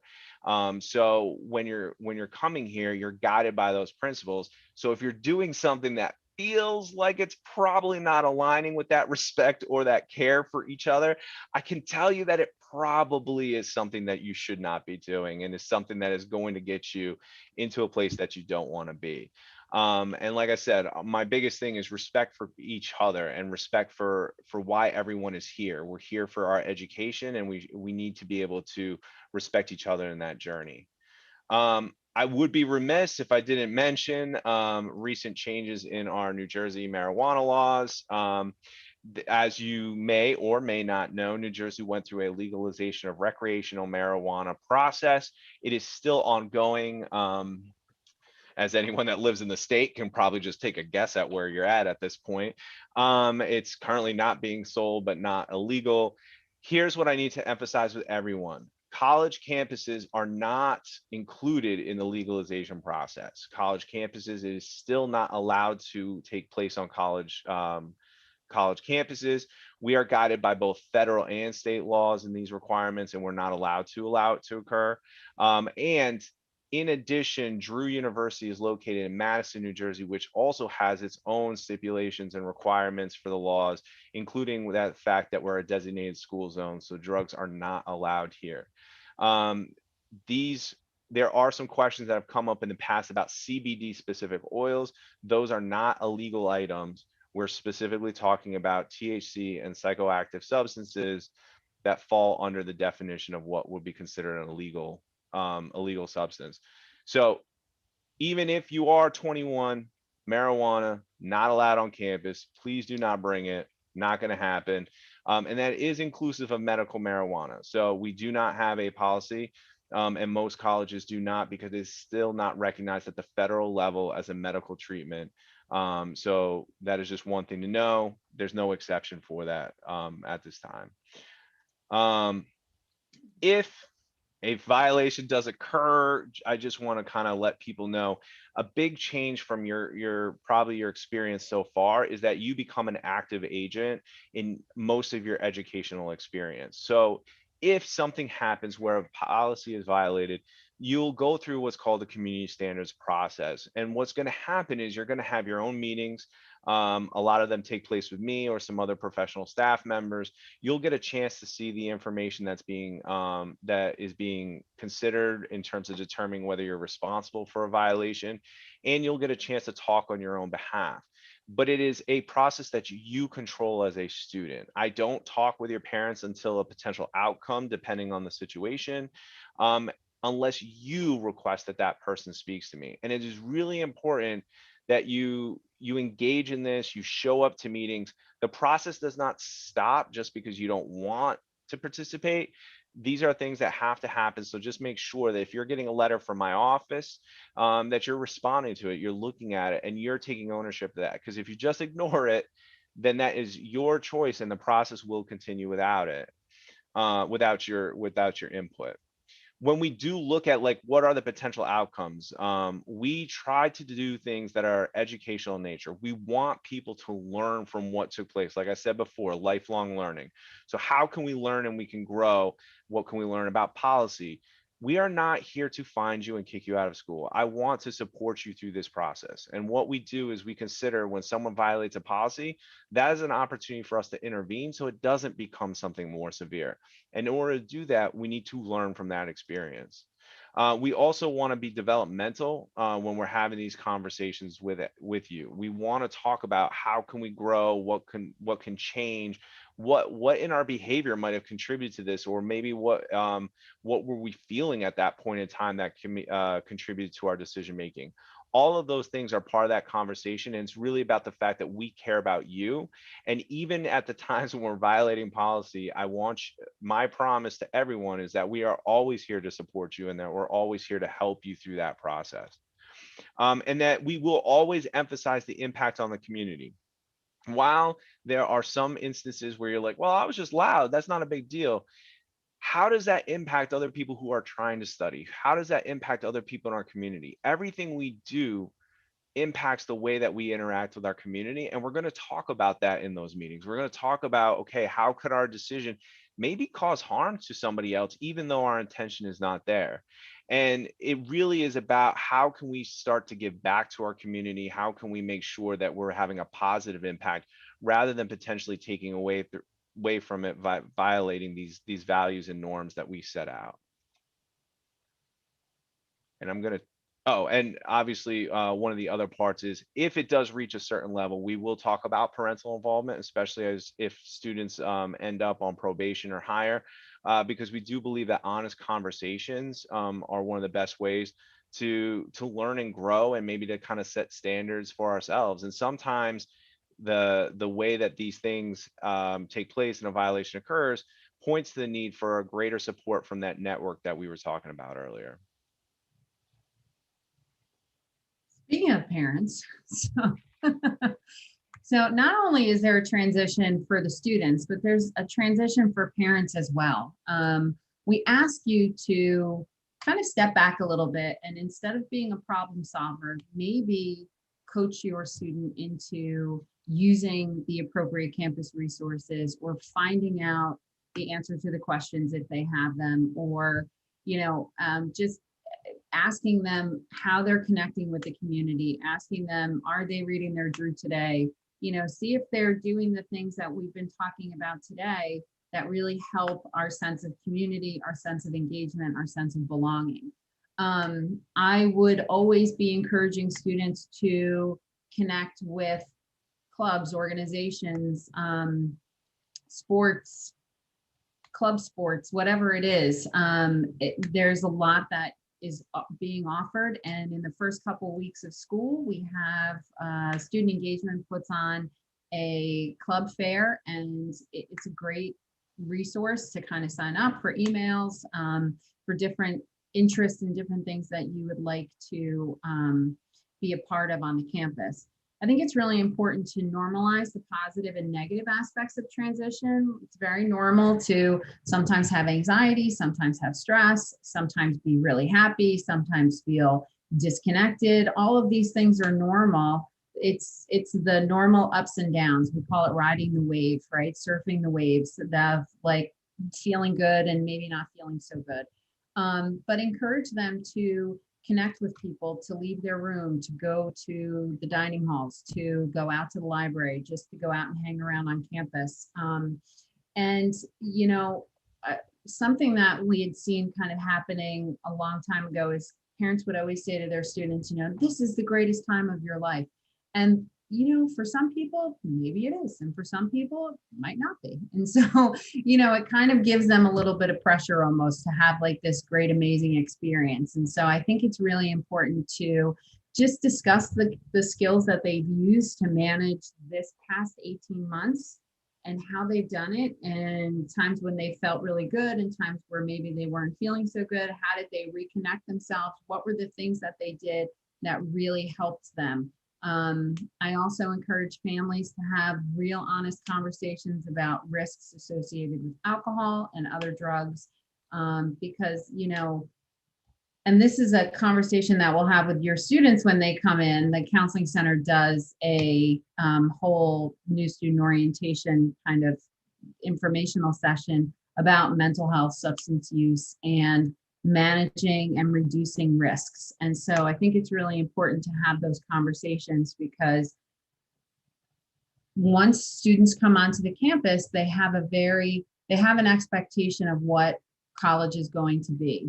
And we try to normalize, like Will said, that it's not this explosive kind of party place, but that we do have academics and we do have students that are engaged in lots of things, and we want students to be able to connect and make friends in many different ways, in their classes, in organizations, in clubs, on sports, with teams, different things like that. So I would say discuss your expectations as parents as far as what it is grade-wise your expectations are, academically, behaviorally, socially, that kind of thing. So that's going to bring us to the end of our presentation. We're, as always, Audra and I are so glad to bring you to a nice mellow place for today. So thank you, everybody. We really do appreciate it. We can't wait to talk to everyone and see you in the fall. So I will turn it over to Megan. Thank you. Thank you so much, Will and Audra. I hope that everyone feels like they got some great resources. Just a reminder, both Will and Audra and their departments are extremely approachable departments for all of you. So I hope you feel like they are some more friendly faces that you can go to for these additional resources during your time at Drew. We are just now wrapping up our main session portion for today on the live stream, and we'll be moving into our Zoom breakout rooms. I know there's some suspense in the chat about how to get into these Zoom breakout rooms, and I don't blame you because these sessions just keep getting better. Before I give you directions though, because I know you're gonna just leave me and go into the Zoom breakout rooms, I have a couple announcements, and some of them I think you're really going to want to hear. So the first one I'm really excited to share. We just got some recent exciting news that every bedroom on campus come this fall semester will have its own micro fridge unit in it. And I'm talking the fridge that has the microwave on top.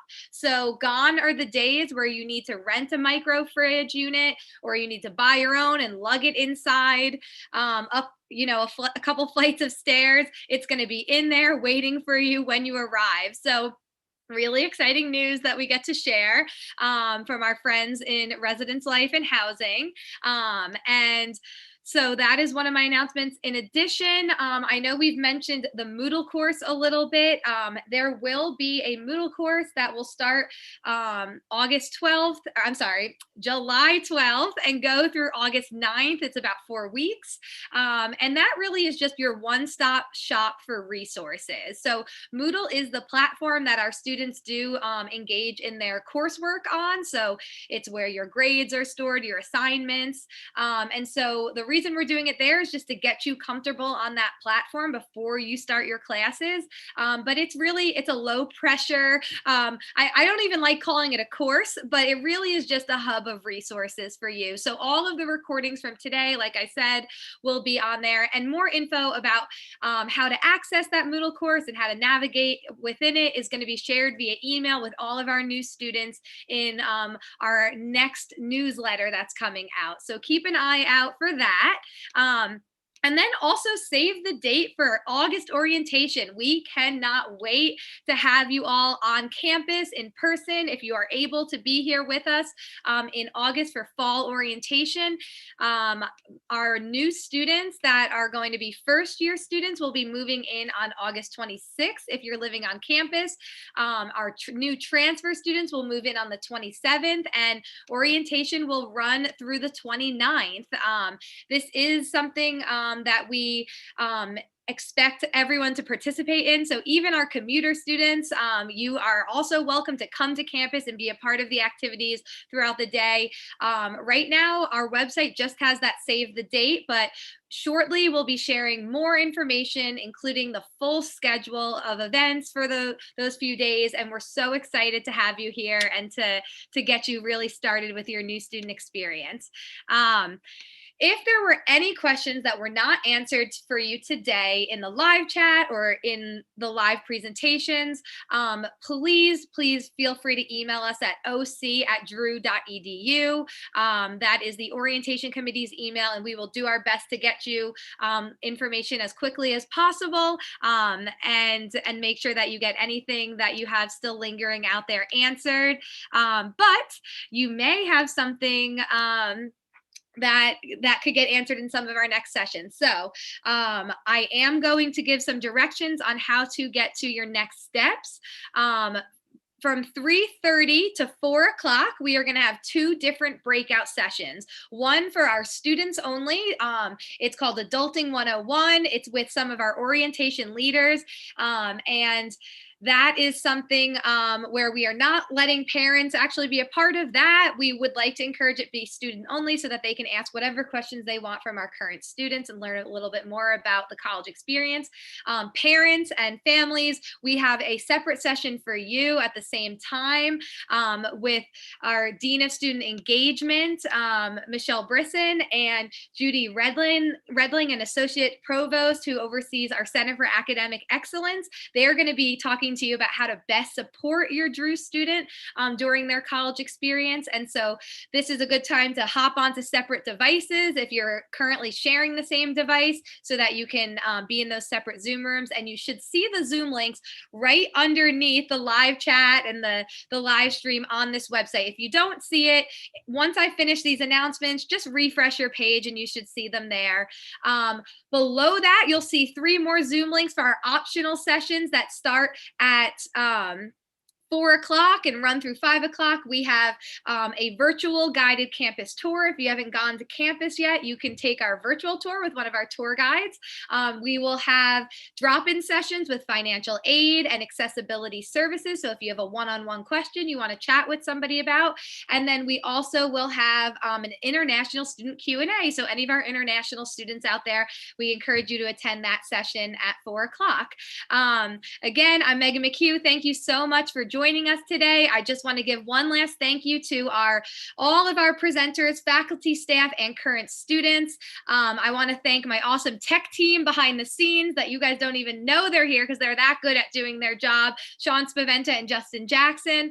And special shout out to our admissions counselors, Lakeisha and Sunita. They had a lot of questions to get through in the chat today, and I think they did a really excellent job getting through all those questions. And Kavita and Shannon, my student coordinators, who, this would not be possible without them because they are really the ones behind the scenes planning all of this. So I hope you enjoyed our main session. I hope you enjoy your next sessions. And if you're still hanging on here with me, I'm going to just end with a quick little video promotion from the bookstore. You will be getting a 30% off coupon emailed to you after this. So enjoy this, and we'll see you in the breakout rooms.